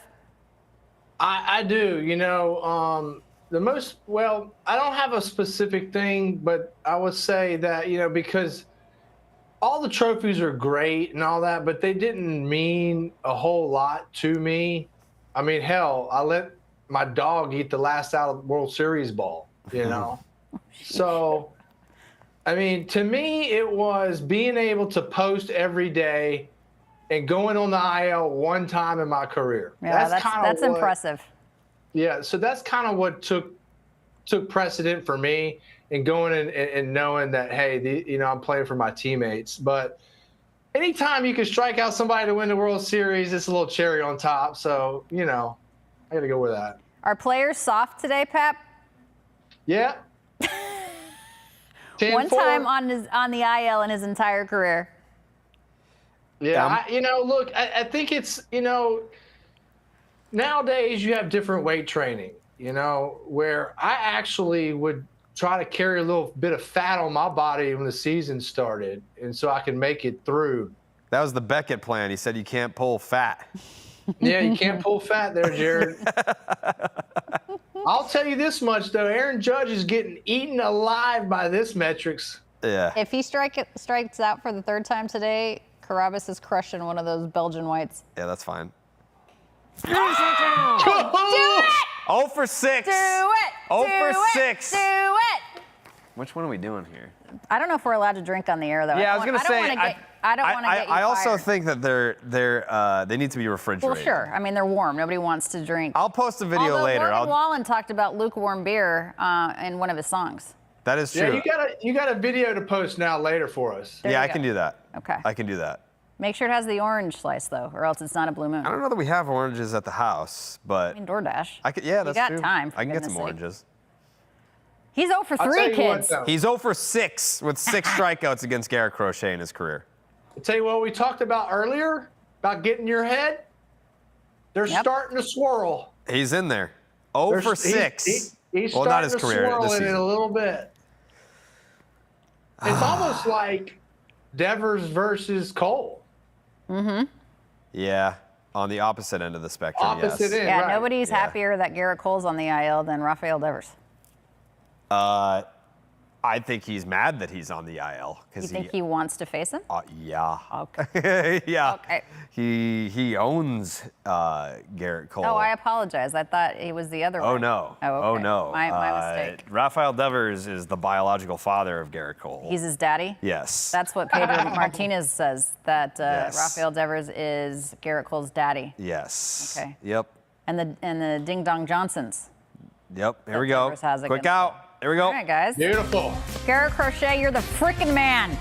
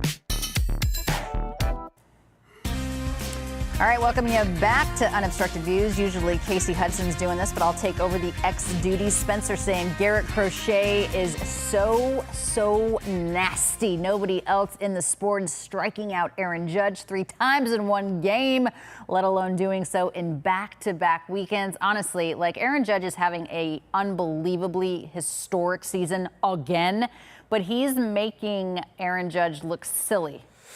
He is, and I think that just goes to show how dominant he is. And I think the other thing, too, like when we think about Garrett Crochet, we think about the dominance, we think about the velocity, we think about the control in the zone. Pap was talking about that earlier.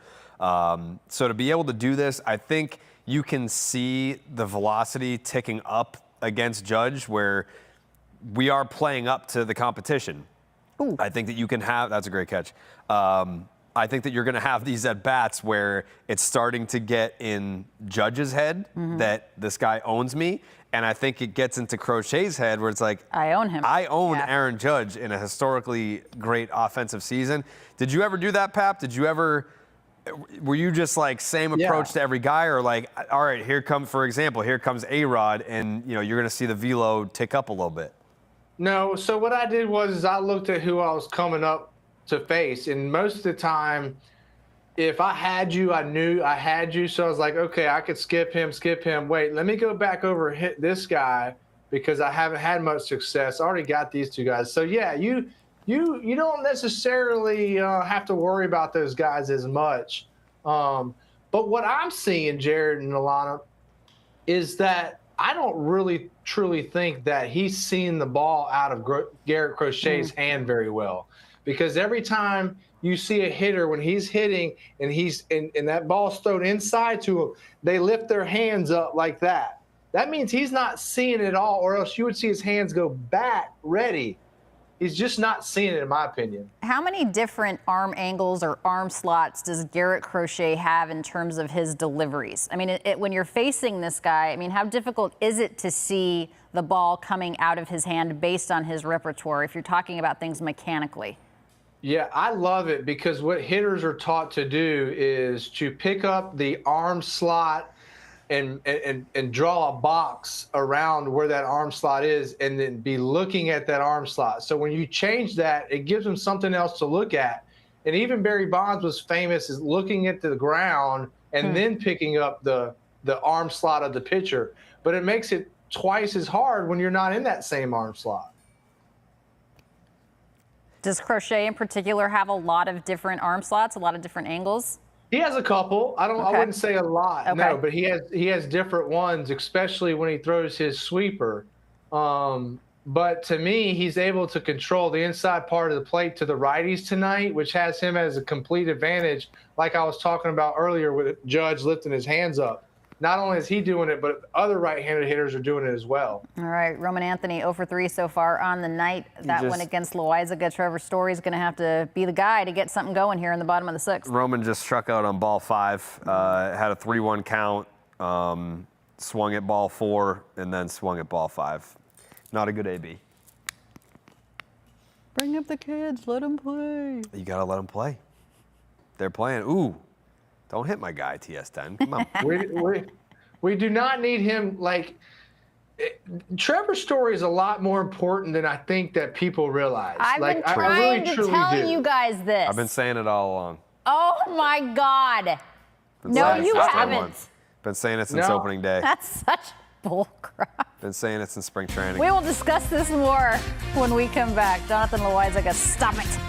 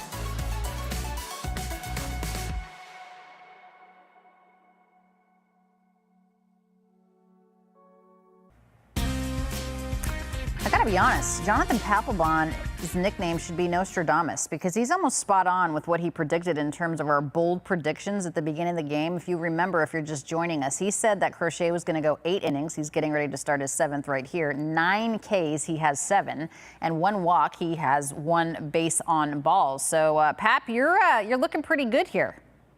Yeah, I just think tonight it's a warm night. You finally got good weather. Sit. And, I just feel like Garrett Crochet's leash has been taken off, so to speak. And I was really honestly expecting a great night out of him. Now we need a ground ball. It's all right. Double play, that's fine. Easiest jersey bet I ever made was Jason Dominguez, sub 800 OPS and a negative defensive run saved. I'm going to cruise to that victory at the end of the year. What do you get? A jersey. We make jersey bets on different things, and so a Red Sox jersey, a certain no, jersey, I usually don't I haven't bought a Red Sox jersey. Oh, I have the City Connect one as a gift. I want the current City Connect one, the green one. Yeah, that's the one that I got. I got that one. Do you guys like the City Connect jersey? Oh, I love them. I love both of ours. I do love the green one. Yeah, I do. I like the marathon one and the. Oh, I love them. I think the Red Sox have the best out of all of them. I agree. I can't get on the green jersey train. Let's clean that. Thank you. Play. The Martian. Thanks, buddy. Quick, a little double play. I think the green ones could use a little bit more red in them, but I do like them. No, then you look like Christmas. No. Oh, yes, you do. That's not, first of all, that's not Christmas green. I know, but it's green and red. Ones. No. I think they're perfect. Yeah, but green and yellow does not go either. You played at Fenway for like 8 years. Yeah. That's what it looks like. No, but I realize that, but it's just to me, it's just not a pretty color. It's like a blonde green. Right, but the Monster is not a pretty color. That's literally, they took the Pantone of the wall and made it into their jerseys. That is what the wall looks like. I think I just like the marathon ones that much more is what it is. Okay, that's fine. Fair. That's fine. That's fair. And plus, the marathon ones, the record in those you can't deny. Also true. Sure. Oh, let me ask you this, because we had this conversation before in our production meeting. Are you surprised that they wore a City Connect jersey on the first game of a series with the New York Yankees? Just because of tradition. No, I'm not surprised at all because nowadays that's foul.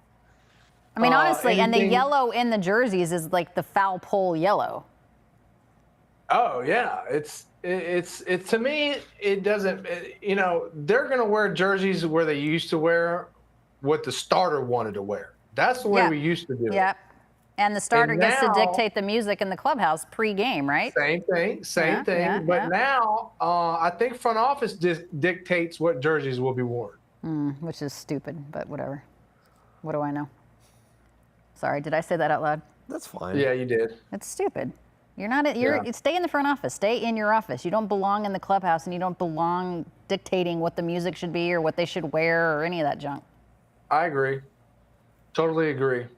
You should leave certain things up to the players, and that should be one of them.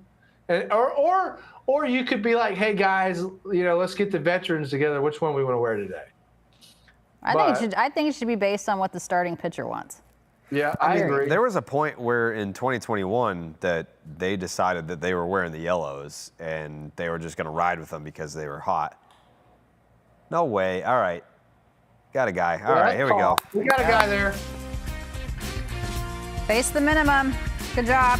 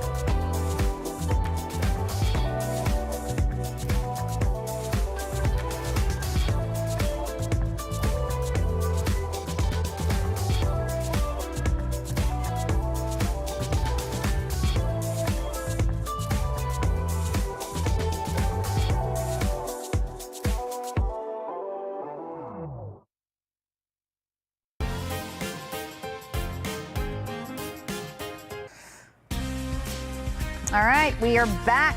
I'm not going to say it out loud, but here we are, bottom of the 7th inning. I know you guys know what I'm thinking as well, but you can see the upcoming schedule for this club. The Yankees down 1-0 to the Red Sox late. That was our schedule. Yeah.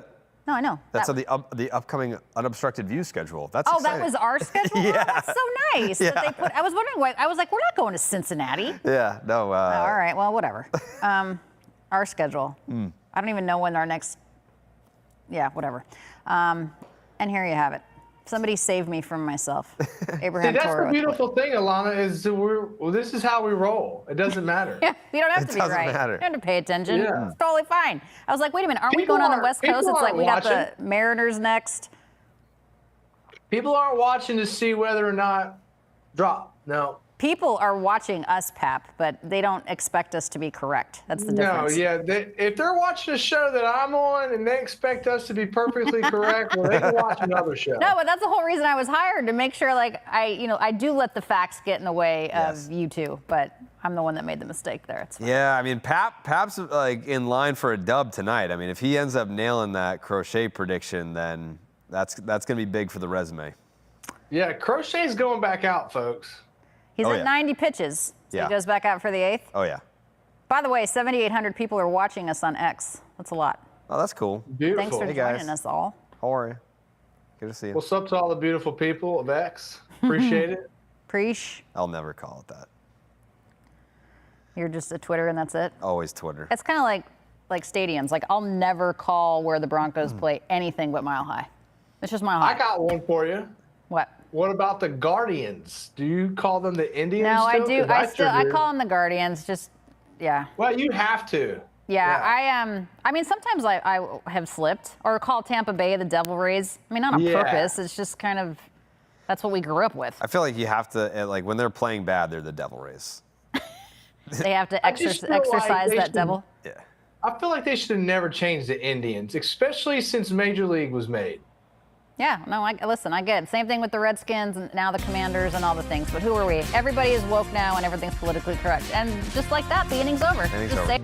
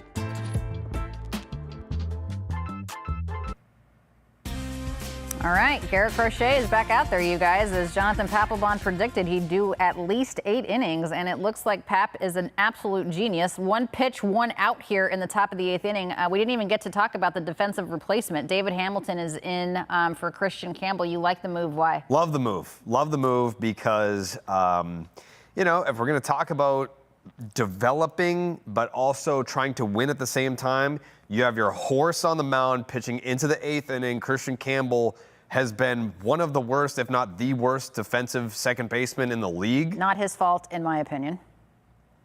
He's moved all over the place. Yeah, but like he's predominantly played at second base and hasn't gotten any better.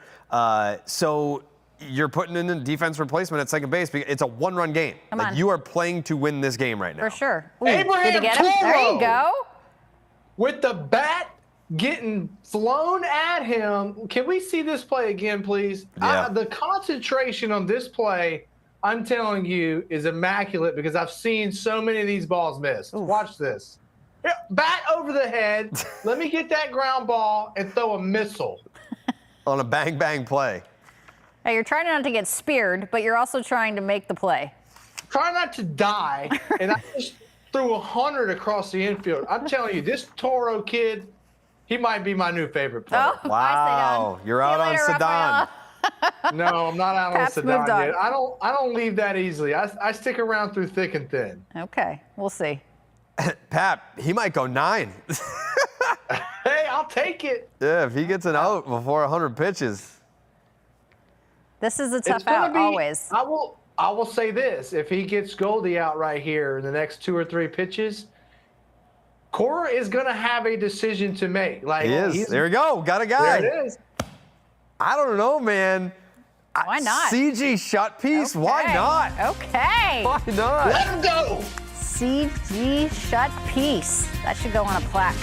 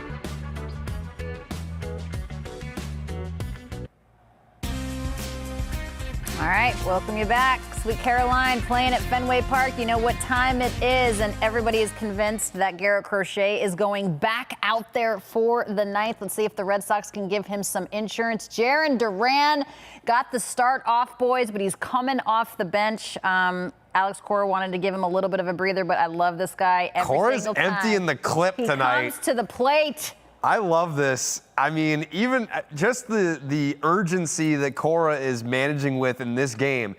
It's like, yes, it's not like the season's on the line thing, but I know he wants to win against the Yankees, and I know that he's sitting there watching this Crochet start being like, I need to do what I have to do to win this game for him. Like, he has just put it all on the line tonight, and it's a one-run ball game. Cora is emptying the clip to win this ball game. Well, and Pat, you noticed that Crochet just went down those stairs right into the clubhouse. He's not looking at Alex Cora. He's like not giving him the opportunity to tell him, look at this, to tell him that he's done. You can watch that. He's like, nope. Nope. I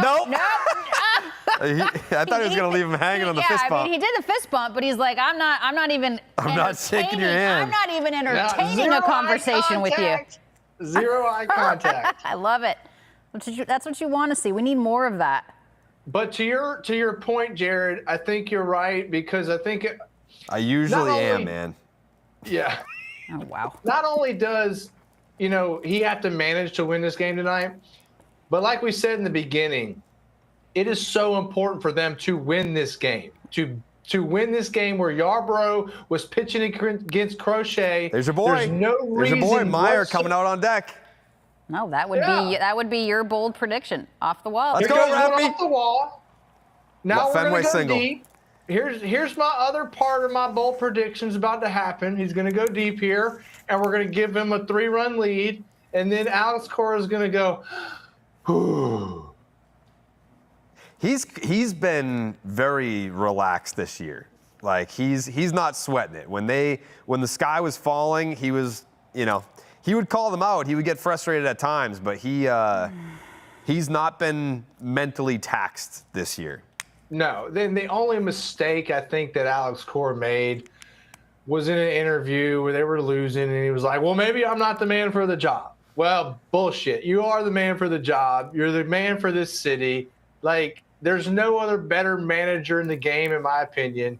It's just sometimes it takes a toll on you. But I don't think he meant that. I think he was just pitch and change. Pitch and change. And so the chess match begins.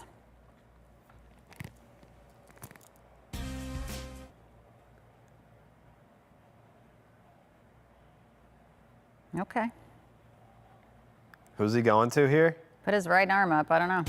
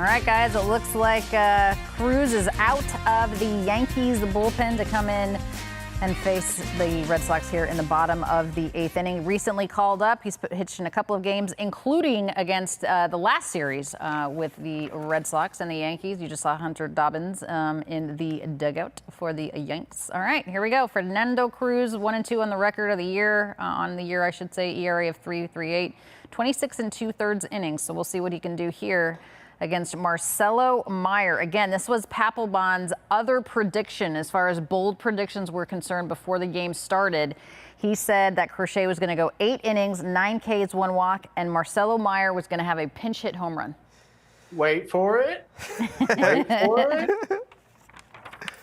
Wait for it. Oh, ball and backstop. Oh. We got Raffy scooting. He's got wheels. I'll tell you this right now. I feel giddy and excited in a way that I haven't felt all season. Like it's almost like it's got to be like some of the players feel in the dugout, where it's like, yeah, like there's a different buzz in the air when you've got your horse on the mound. Chapman's warming up.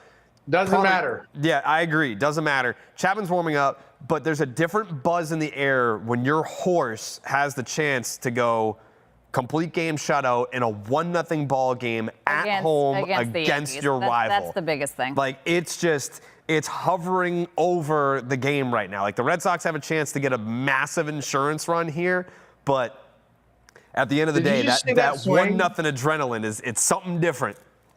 Did you see that swing, by the way? I blacked out. He's trying to go yard. But it means so many different things, right? It means that they could win a close game, 1-0. It's such a huge statement. They can continue with the trajectory of positive games strung together. It means that Garrett Crochet picks up his first win at Fenway and shoves it down your throat. There's the swing that you guys were talking about there. He was, obviously swinging for the fences there. That was the pitch he wants back. Yeah.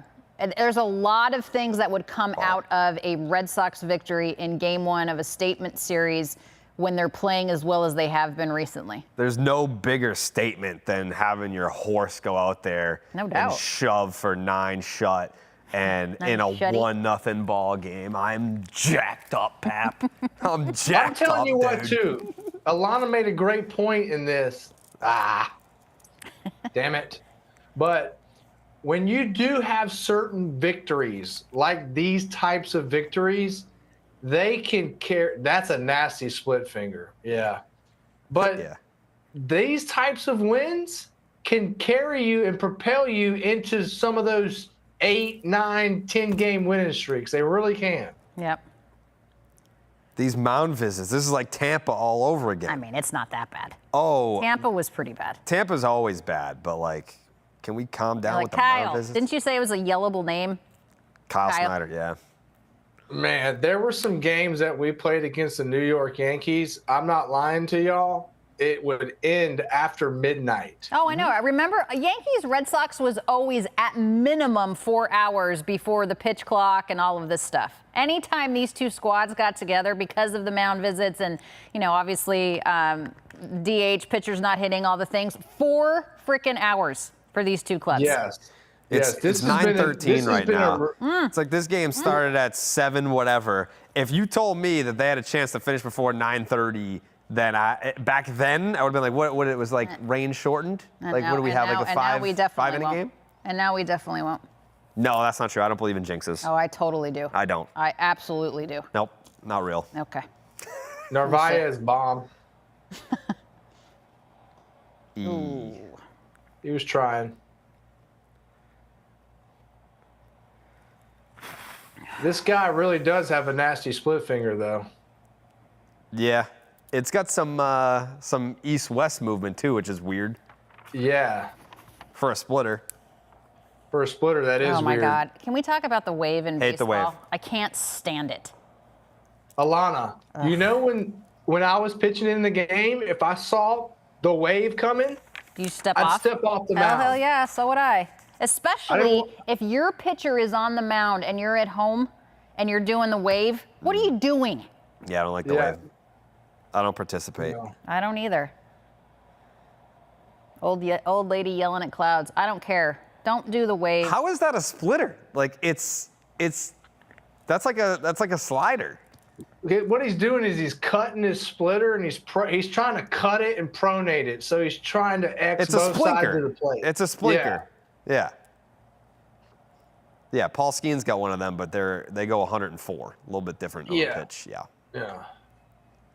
And by the way, Paul Skeens did not invent the splinker. No. But he probably has the best one in the history of planet Earth, though. He just has a really good one so he can act like he did. He's a massive human being, by the way. Yeah. This is a huge pitch right here. I love the idea of just getting hammered in a Wally head. Ball down. How do you know that guy was hammered? He could have been stone sober. He was holding a beer. So maybe it was for his girlfriend. It's the 8th inning. They stopped selling beer, what, in the 7th? Oh, here we go. Oh, my man we need those for our shows, by the way. Yeah. That's a grown man wearing that, by the way. Yeah, grown man idolizing. How old is Roman? 23? 21. 21. He can barely drink. Look at this. Look at these guys. He's a with his new helmets. 21. See, those are the guys that I want to be. I'm going to tell you right now, we're not there, but it is electric in this ballpark right now. I think we should do unobstructed views, Pap, when you're in town from the ballpark. Oh, it's happening. We should do it from Fenway. I would like to do that. That would be fun. Alanna, ask and you shall receive. All right, let's do it. But I want a day game, and I want it to be nice out. A day game? No. And people you know what? aren't lubed up by then. We can, instead of having Twitter questions, we could just bring in the random fan and ask them a question. Yeah, what could go wrong, Pat? Yeah, what could go wrong? That will be pure entertainment. Oh, yeah. Make sure we have security, too, please. Just pick. I could go in the stands and pick out the drunkest guy, and we can ask him questions. It would be blast. Do we have a dump button? Then we'd have to, like, bleep them out all the time.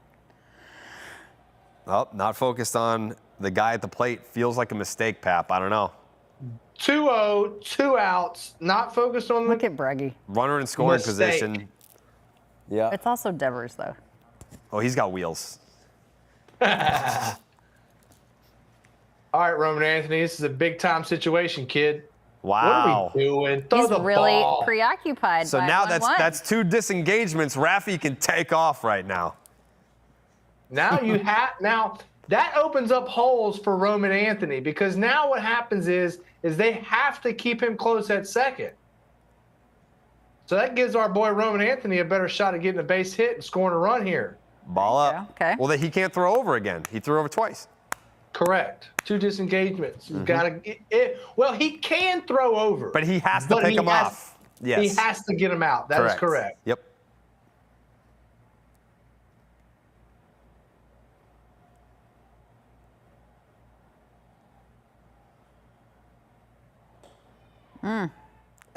Didn't have to be.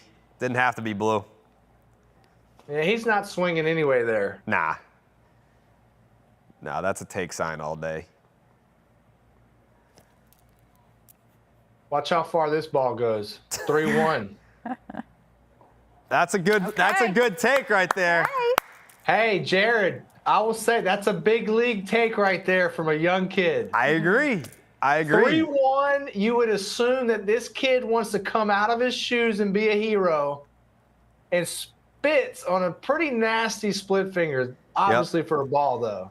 3-1, big spot, big game, not the best start since being called up, chance to be a hero, spits on it. How many Grand Slams does TS10 have, guys, in his career? I remember he hit his first Grand Slam in May of 2022, and Johnny Gomes caught it on the Green Monster, and we went out for beers after. What is wrong with you? Gomes gave the ball back to TS10 and said, "Your first Red Sox Grand Slam, here you go." No. I'm saying in his career. Oh, I don't know. I don't know in his career, but I remember that night, or I remember parts of that night with Johnny Gomes. Shout him out. Johnny Gomes ended up taking his shirt off on national TV. Correct. Yes, he did. Never do that, Jared. I don't know. Maybe. It depends. It would have to be a big spot. It's a lose-lose situation.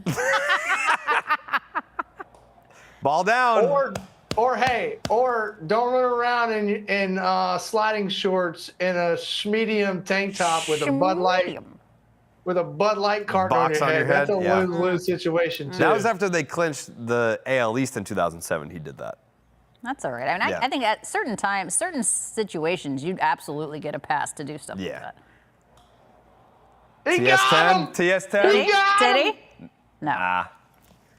Dang. All right. That's okay. Let's see. The insurance run would have been nice there. Do we have to cut to commercial? I mean, who's coming out? No, we don't. I mean, we have to. Yeah, we cut when the truck cuts.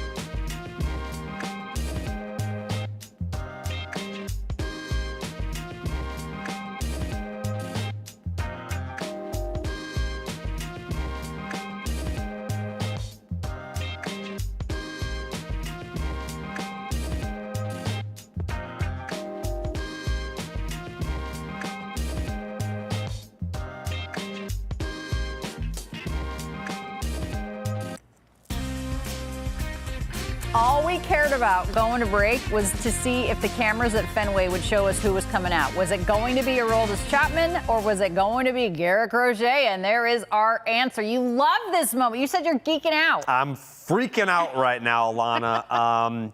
Yeah, this is a big game. This is a big performance. This is kind of like from here on out. It's an all-time classic, win or loss, between the Red Sox and Yankees. I think this is going to be one of those games that a few years from now you're going to be like, yeah, remember that game. I'm just hoping that it goes well from here. It's going to go well. I love that Duran is out there. I mean, I don't know how you take him out when you're looking at swings like that. Like this stuff that he is throwing tonight is straight filth monk. I mean, that ball, the horizontal movement on that, I guarantee you has 15 to 16 inches of run.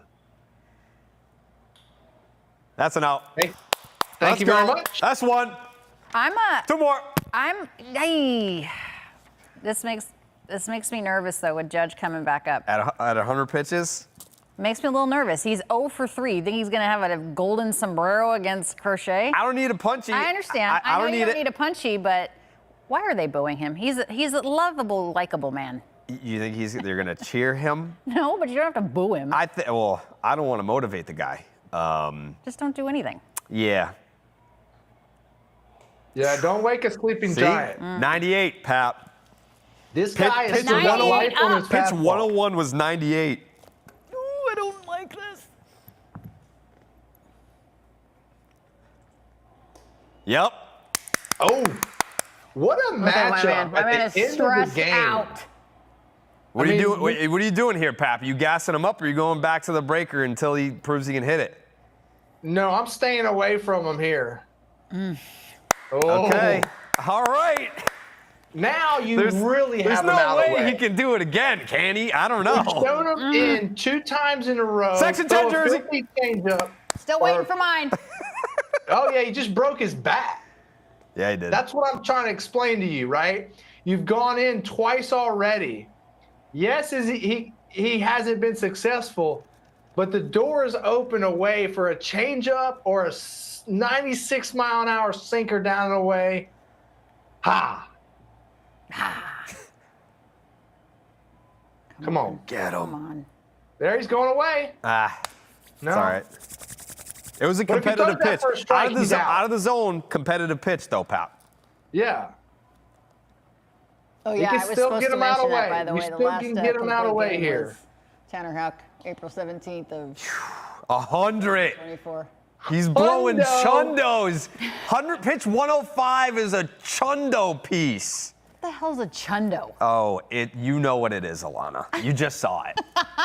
You do not think about taking this guy out of the game. You let him finish this game. No, you absolutely have to. He's earned that right. He's going back in. Ooh, you could have if you wanted to. I mean, 3-2. Beat it. Aaron Judge is up to bat. A 1-run ball game here, folks. I mean, it doesn't get any better than this. This is so stressful. I can't. No. I don't want to tell you I told you so, but I frickin' told you so. I didn't want to tell you. I didn't like that matchup. I frickin' told you. I told you. Yeah, that's just But, one reason. Again, I understand Alex Cora. Garrett Crochet has earned the right to face Judge a 4th time because he punched him out the first 3, and he has pitched an unbelievable game. Then again, it's Aaron Judge. But I don't fault Cora for leaving him in. Jared's dead, by the way. I don't fault Cora, Pat, but all I can say is I'm not surprised. No, look, in this level, numbers are going to even out sometimes. And golly, that ball was on the mass pipe right there. But, eventually it's a law of averages when you have this good of player, Alanna. Like, how long can you keep them down? Exactly. No doubt. And obviously we couldn't keep them down long enough. That's all right. I mean, Garrett Crochet pitched amazingly well, and this is when you have to hold it here and then rely on your offense in the bottom of the inning. Don't give him anything here, though. Yeah, I mean, Chapman better shut this down. Shutty uppy. Yeah, I still don't. No. From a pitcher standpoint, you went in twice to him already. You had the outside part of the plate. And if you walk them, you walk them. But you can't throw a 3-2 heater on the inside part of the plate again. You know, I know he's pissed off right now. I get it, but my God, what a gem of a game for him. Oh, I mean, you can't. This doesn't deny or take away from anything that what he did. Not at all. I mean, and at the end of the day, Alanna, we had our chances to put runs across the board. For sure. Damn it, you know, absolutely. Like, when Crochet has gotten 0 run support this year. Yeah. In fact, you know, he's going out there, he's pitching his ass off. Yep. And as hitters, you got to see that and say, you know what? We got to get another one for this guy. We got to get another one. No doubt. He has had 15 runs of support. Crochet's still looking for his first career win at Fenway. He's 0-3, 2.38, but he's only had 15 total runs of support in 6 starts at home. Make that 16 total runs of support at home. I mean, that's not a lot. No. I mean, you just feel for him. You really do. You feel for him? I blame Jared because he said this game was going to end by 9:30. Oh, yeah, it's your fault, Jared. I forgot about that. I can't believe that happened. Really, though? Yeah. I think it is believable, Jared. I love you, but I think it's believable. I think it's pretty unbelievable. Now here's the thing is we need Chapman to come in here and finish his job. That's the thing. I mean, like don't give him anything else. Leave it at 1-1, Pap. You know it better than anybody, obviously. And then you have to count on your offense to come through for you in the bottom of the inning. Jared, you all right, buddy? No. Can you guys like focus in on Jared's socks really quick so we can talk about it? They're leopard socks. Yeah, so he has leopard print on his socks. Yeah, they're leopard. Yeah. Oh, okay. I'm just no. That's fine.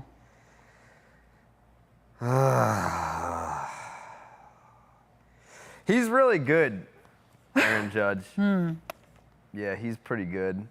Yeah, it's just hard to hold a great player down for too long. It really, truly is. And that's why I say in that situation, you have the plate away from you opened up because you did go in there twice already.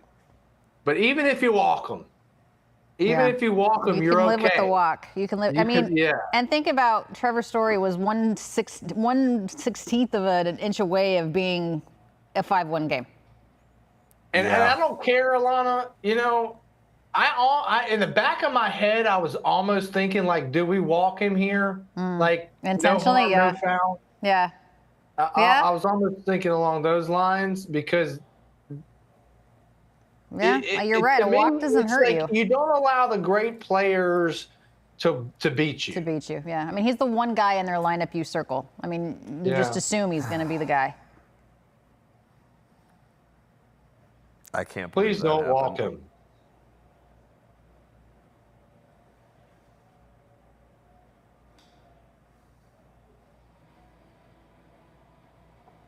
I can't believe it. It's funny to me how Aroldis Chapman does still get a lot of contact. Like, you would think that as hard as he throws and funky as he throws, nobody would hit him.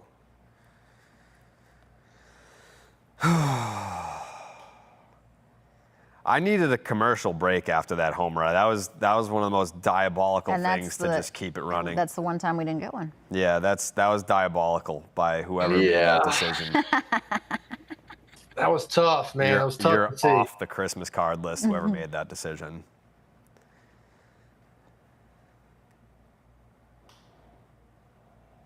Oh, God. Mercy. Okay. I don't know, Alanna. Am I an idiot if the Red Sox get out of this inning 1-1? Am I an idiot for saying I still feel good about this game? No, I just said that.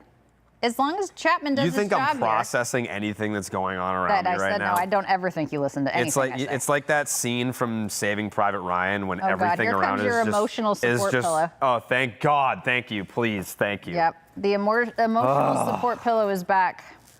Turn it around. It's upside down. It's supposed to be. Okay. You're not gonna be able to see it anyway. The way that I grab onto this thing, it's bad, man. Come on, Chappie, get us out of this. There you go. Got a little breathing room here. Jarrett Crochet needs to breathe for sure. He's steaming right now. Yeah.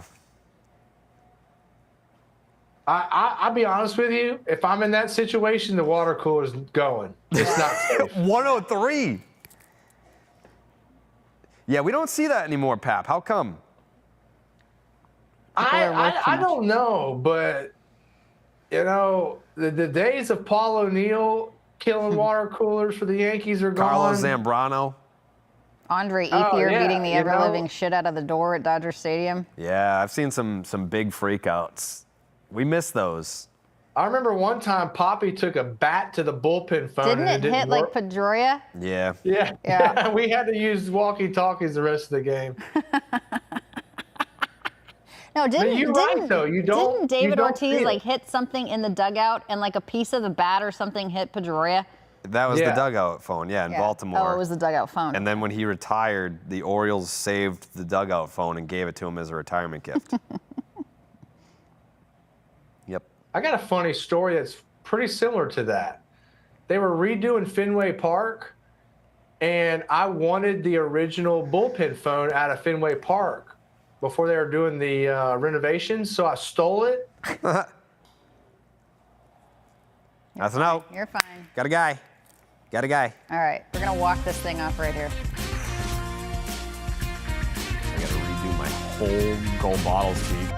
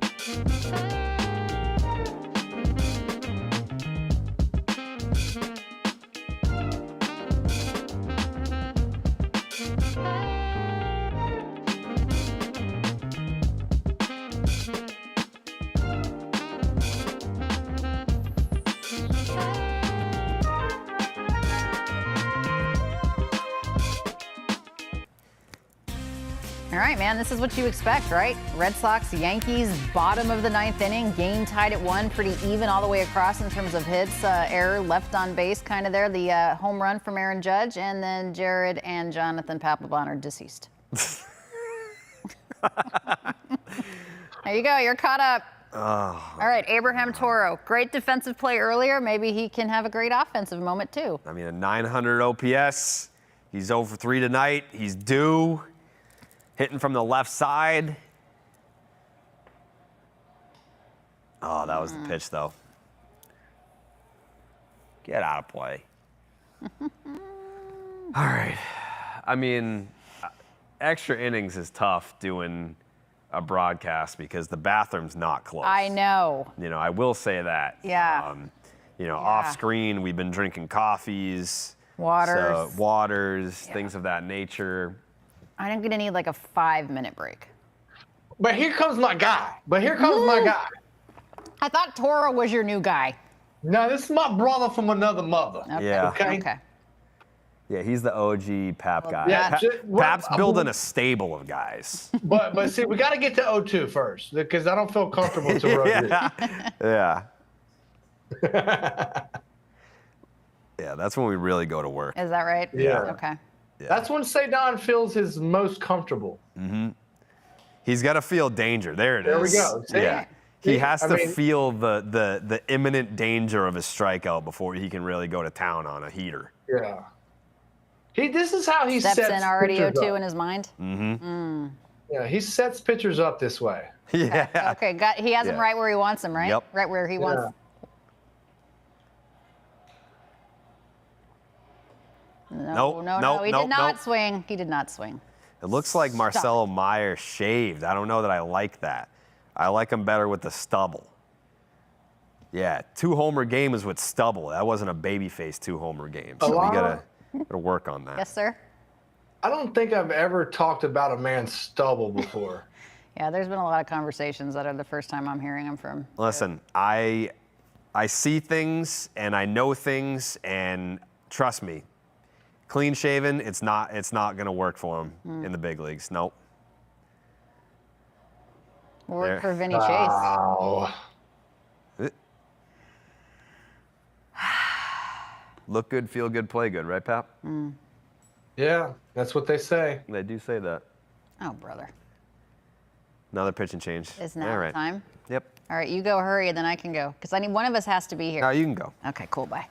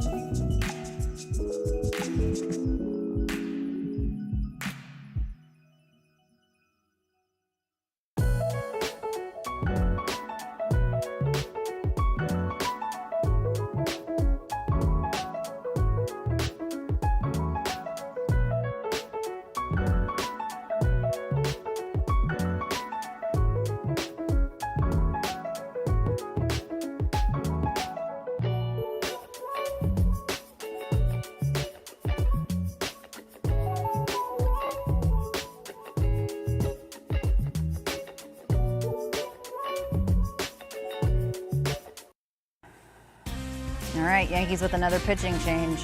Again, I still feel okay about this. You do? I do. You do? You do. I mean, I love me some Hammy, but 2 outs, bottom 9. I think he has an OPS south I'm of not talking about 600 against this righties particular and inning. lefties. I'm talking about this game. I still think the Red Sox win this game. The later it goes, the worse I feel. The later it goes, the worse I Well, feel. that's a fact. I mean, the later it goes, the more we have to dip into our bullpen. Yeah. It would have been And- nice to not have to do that at all, you know? True, they did have the day off yesterday, though. That helps a little bit. Yeah, A little bit. I guess. Yeah, I don't know. I don't like leaving it to the bullpen. We've left way too many one-run Agreed. games to the bullpen, and we've been unsuccessful. Yep, it's unsustainable. This method is unsustainable. What's the Red Sox record in extra innings? I feel like it's like 2-75. I don't think they've played 77 extra inning games. It's bad. Yeah, that was a ball. Yeah, we'll take that. Yeah, the record in extra innings is not good. Overall or this season? This season. Yeah. Yeah. Hammy's just got to find a way to get on. He does, because he's got speed. He gets on first, swipe that bag, and JD can win it for us if he can get on bag and steal it.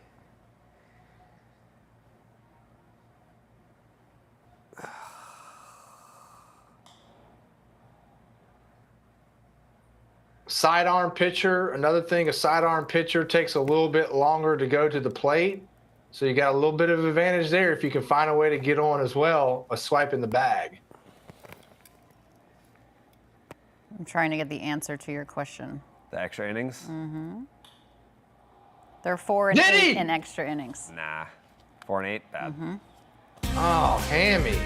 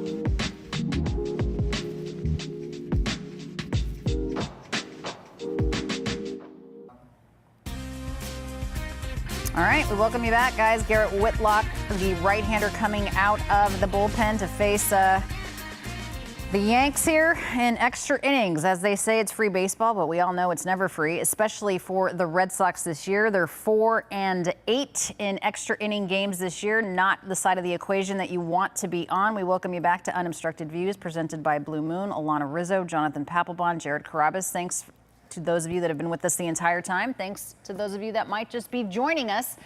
Pap thinks Garrett will go no more than 2 innings. That's kind of what he's done all season long. A 4-0 record, guys, a 3.21 ERA. And all you got to do is just make sure that you leave it at 1 and pray that your offense can figure it out.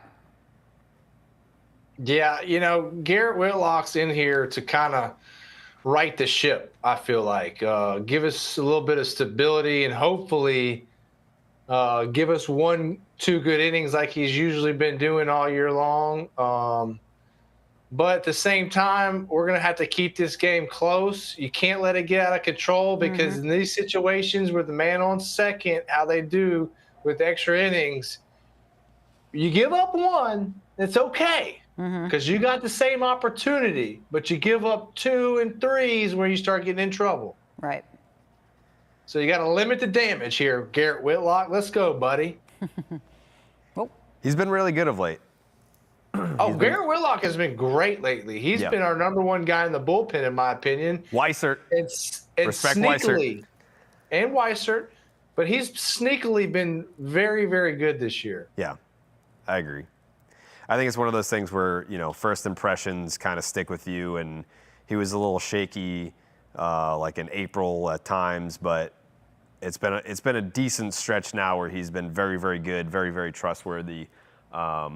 I still kind of like don't love the whole 2 inning thing. I kind of look at that as how good could he be if he was just a one-inning guy? But, I mean, if they're throwing him out there for 1 innings, 2 innings, and he's still kind of dominating, and he's chucking it 96, like when he was starting, like that was the whole thing. It was like, oh, he's electric. What would he look like as a starter? It's like, oh, what he would look like is diminished velocity.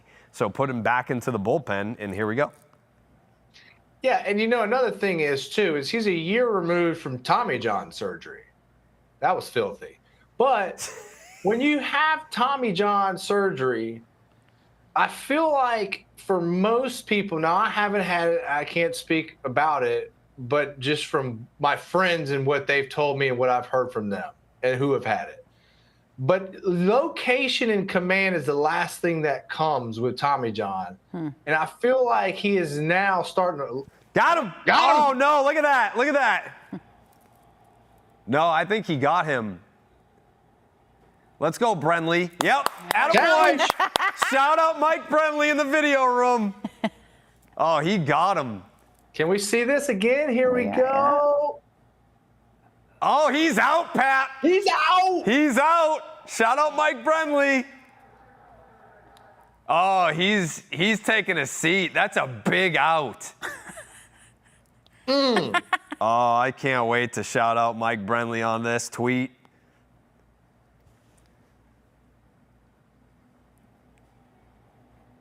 I'll tell you what, this is going to take a little while, folks. No. You think it's that obvious that he's out? Yes. I mean, I saw it with the naked eye. Again, like, elite baseball he's brain. Out. No, he's out. He's out. Yeah. The call on the field was safe, correct? So there has to be enough to overturn it? Yeah, that's the problem. That's the plenty. whole problem. What more do you need to see? Super out. Super. There's never been a more out guy than Anthony Volpe on that play. Is that right? Yep. Okay. Yep. I love it. All the Yankees This fans are saying, idiot. oh, stop. He's safe. No, he's not. Dumbass. Oh, my God. You're so You know what's funny Take on that that guy out of the play? game. What's funny on that play, though, is the Hold on. oven. Yeah! Let's go! Vamos is what he's saying. Vamos. That's a Yeah. Mike Brenly play right there. Do you know how huge that play is right there? Gigantic. That could be the game. And it's That was going to be amazing. the game. It's going to be the game. Because you don't look, you're already in scoring position. This is what drives me crazy about taking third base late in the ball game. You're already in scoring position. Yeah. Well, Okay. I mean, they're trying to get like a sack. Like they're not trying to send Jason Dominguez to the plate hoping to get a hit with his 7-something OPS. They're like, There's we zero could take out. a fly out. We need a Zero. sack fly here. There's 0 outs, though. I know. You don't take that gamble. Well, they just did, Pat, and it didn't They work out. deserve to lose then. You know They what? deserve to lose. I agree with you. I think they deserve to lose You too. think they always deserve to lose? Well, maybe. I'm just saying right now, I'm asking to the baseball gods to do what you do and do what you do the best and make the Make Yankees 'em pay pay. for that dumbass move. This is the 13th extra inning game, the most in the majors, guys. Pap, how does that wear on a club, especially when coming into that situation, you're 4 and 8 in extras? Well, you got to look at it like this, Alanna. The more extra inning games you play, the more wear Yes, and let's go. Ooh, let's go, baby. The more wear and tear that only one part of the team takes, your bullpen. So if you go back in the season and you look at all those extra inning games, they end up combining it into 2 or 3 games because you have so many extra inning games. Right. I'm going to retweet our stream right now. Let's get some more people in here. Do a CTA or a call to action, if you will. What in the hell Tell is them that? to join us. Foul ball, foul ball. Foul ball. Oh, DJ.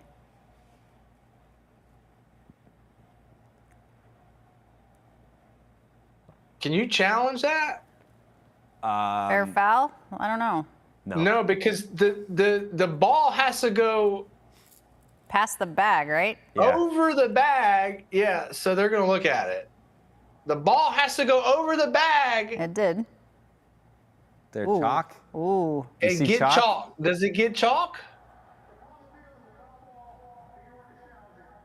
DJ seems to think that it hit chalk. So if that's a fair ball, then it's umpire's discretion to place the runner. Are you giving him a double on that, or is that a single?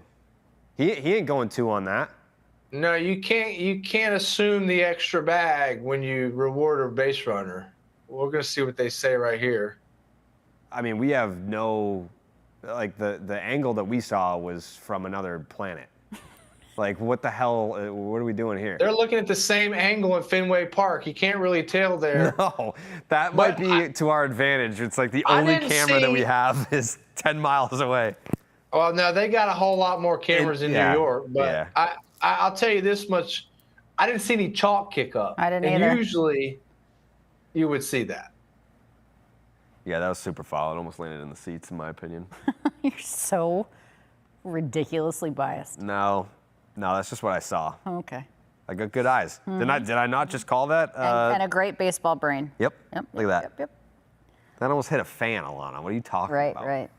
Well, here's my thing: is this umpire I think I saw who has chalk. called it foul, which is very, very important to begin with, is right on top of that ball. There's no way he should have missed that ball. So I'm going to stick with what the umpire says. Okay. They can also like super zoom in too. Did they? And still okay.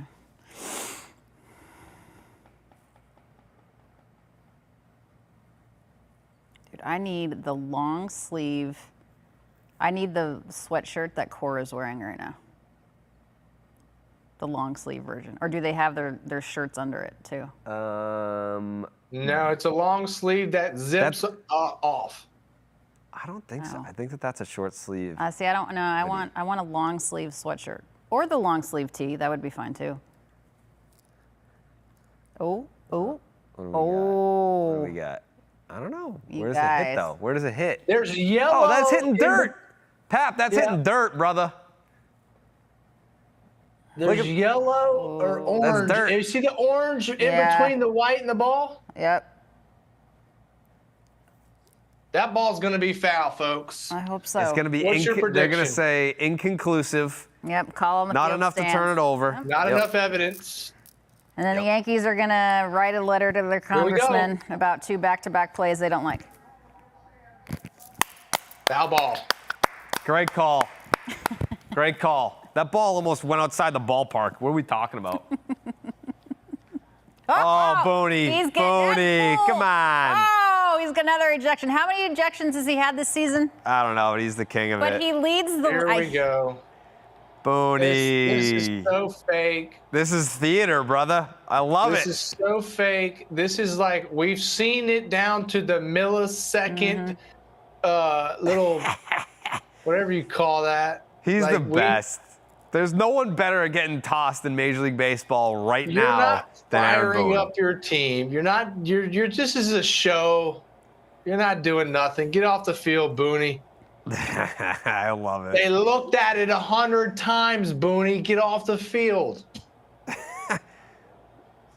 He's a showman. He's one of the last remaining showmen in baseball. You have to respect it. I do kind of like it though. I want my manager doing that too. You know, let me throw this gum at you. Up.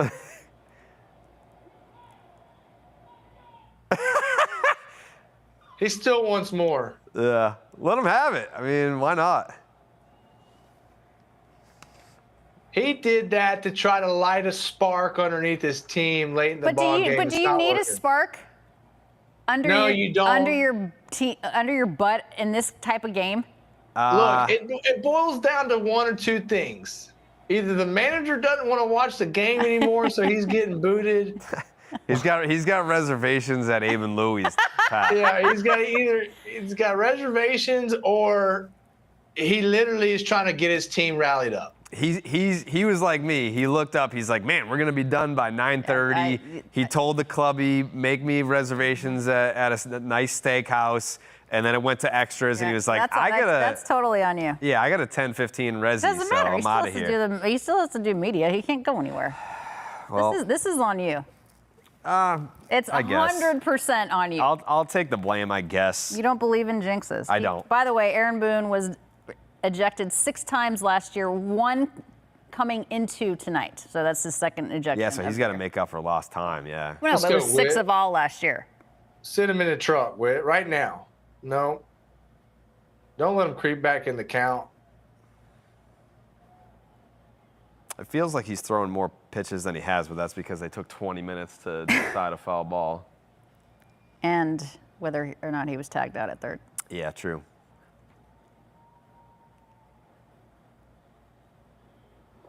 Come on.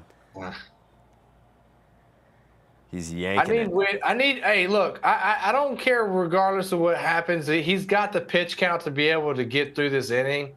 As long as he gets through this inning without giving up a run, the advantage is way in the favor for the Red Sox. I just want to get this guy. All due respect for the batting titles in both leagues, but that was a long time ago. This is the corpse of DJ LeMahieu. Like, you got to get this guy. Yeah, he has no business being on base right now. No. On the team. Never mind on base.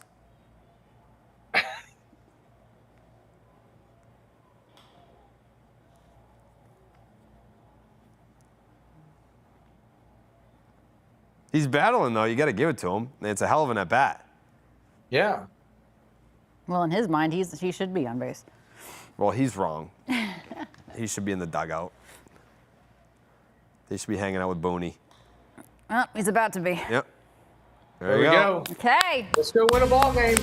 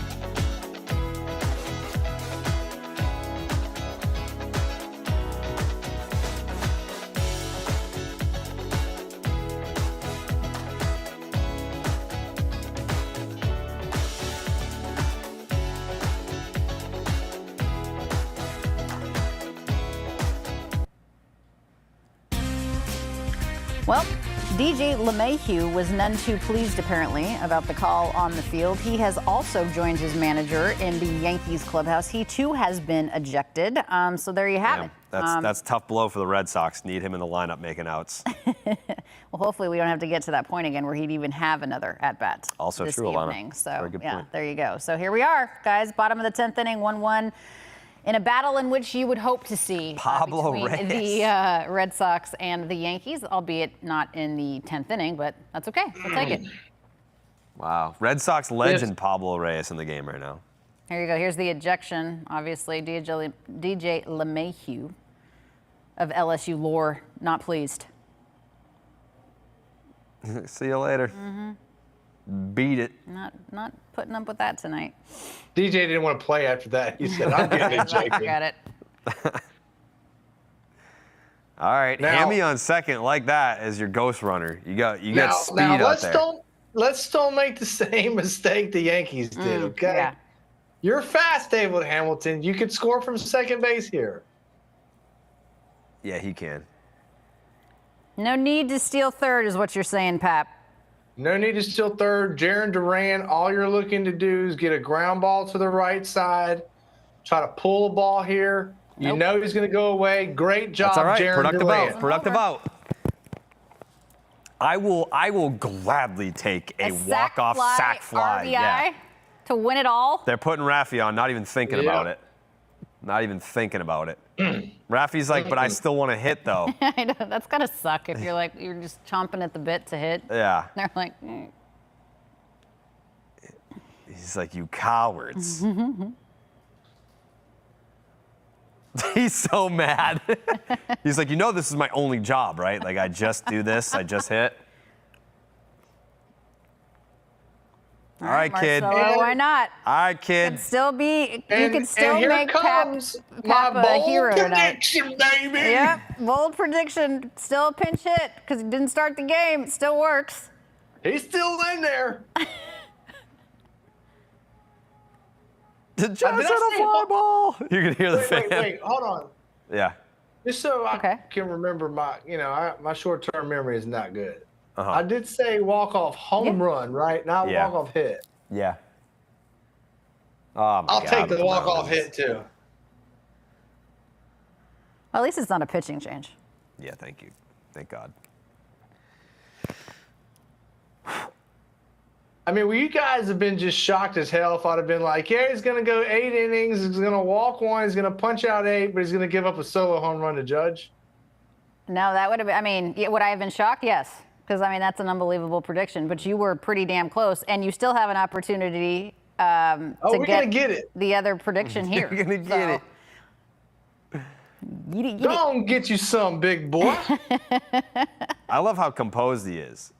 Like, Are he's his not, insides all a mess, though, do you think? I don't think so. He's very unaffected by the moment. Like, I think I don't think Roman's pressing, but I think he's a little, like, But holy Roman's shit, the this is bigger the big leagues. prospect, right? Like, Roman's Yeah. the bigger, I mean, prospect-wise, the bigger deal. More pressure? I mean, I know Marcelo has pressure, too. So Roman was the more highly ranked prospect, Right. but Meyer was the higher draft pick. Okay. Yeah, he was first round, 4th overall in the 2021 draft. Of course he was. Yeah. What about the old pickle play here? Let Rafael Devers go about halfway and let him get picked off and let David Hamilton just skirt on down to home? Might as well, yeah. Why not? Lefty. Oof. This would be quite the statement piece for Meyer for not being in the lineup with the lefty starter, but then Tease off. facing a lefty in extras with the game on the line coming through. He ain't going to be getting pinched for no lefties anymore. Doesn't go with what you were saying with Roman Anthony left on left, but you would still take this, Carrabis. I'll take the big 3 any day. Use your wall as your advantage. Use your wall as your advantage. Go the other way. Oh, got a piece. Use your what, Pep? Use the wall to your the advantage. wall. I thought you said use your raw. That was very Mississippi. No. Use your wall and know that you have to stay inside that ball. Oh. Use the wall, stay inside the ball. That could be on a There plaque, you go. too.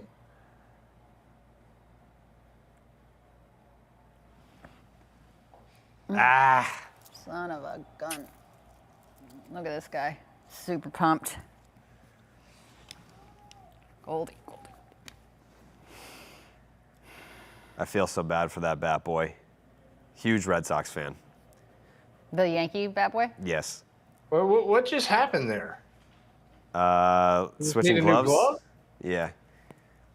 Yeah, the bat boy, they just have to wear the uniform of Yeah. the team that's in town, but they're local. Yeah. So the Red Sox provide it, and he's a big Red Sox fan, has to wear a Yankee jersey. Very tough. Ah, well.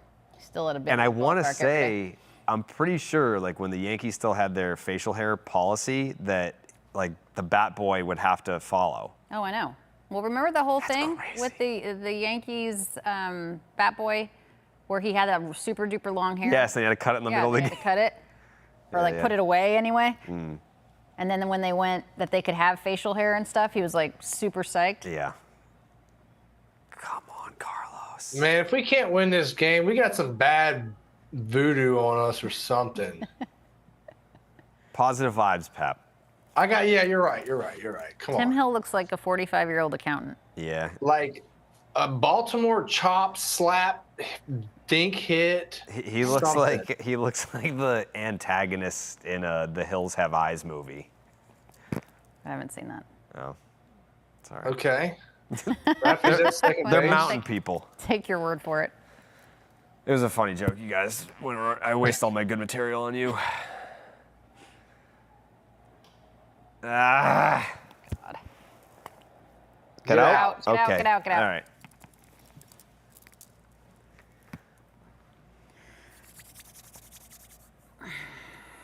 Come on, Nobby.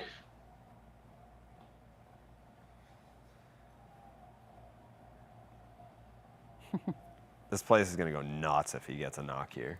I mean, it's just not Red Sox Yankees unless we have a 3-hour and so game. And Former wouldn't be the Yankee. same. The Yankees said, you know what? We don't have a spot for this guy. Carlos Narvaez, who? You guys can just have him. Gave him to the Red Sox. He's probably going to be an all-star this year. He didn't make it Hit to a the home big run leagues. against fitting. him last time we saw him a few days ago, so do it again. How fitting would it be to walk him off?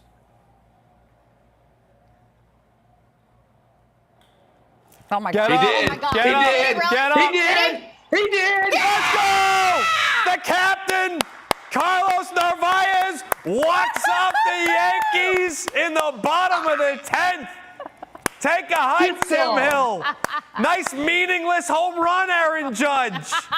Garrett Crochet dominates the Yankees. Good night, folks. Good They night, can't folks. It's beat been us. nice. The Yankees can't beat us. Smell you later. And Jared Carrabis is back alive. And thank you. Good night, folks. That's it, baby. Hang on, Pap. We can't say goodbye yet because I think we're going to go back out I to was the just saying good night to the, Oh, to we'll the- put to the women and peeps? children to sleep. peeps in the stadium. Wow. Are the Unbelievable. juices still flowing? The blood is still boiling? I Carrabis? am. I'm ecstatic. I mean, that was the perfect storybook ending. You have Crochet go out and dominate. Sure, there's a little bit of drama with Judge in the bottom of the 9th and all that mess, but you have, or not the bottom of the top of the 9th, but you have a situation where Carlos Narvaez, we've been hyping him up Against all his night. former club again. Former Yankee, they just gave him away to the Red Sox, and it came back to bite them. That's love a it. W for the Sox. I love it. And he picked off Volpe. He did. There you have it. He did. You What a just win. can't have a Yankee Red Sox game without just a little bit of drama. That's little what we bit. love. Does That this was- rank for you as one of the top moments recently or no? Oh, yeah. In terms of, like, it felt like a big game, regardless of where the Red Sox are in the standings. It felt like a big game. It was a prove-it game for the Red Sox. Garrett Crochet individually, and they came out and absolutely performed. All right, let's we got your mind. Yeah, let's get you out to the stadium. Final in 10 innings, 2-1. The Red Sox, the good guys over the Yanks. Wally loves it now. Jemai Webster with Carlos Narvaez.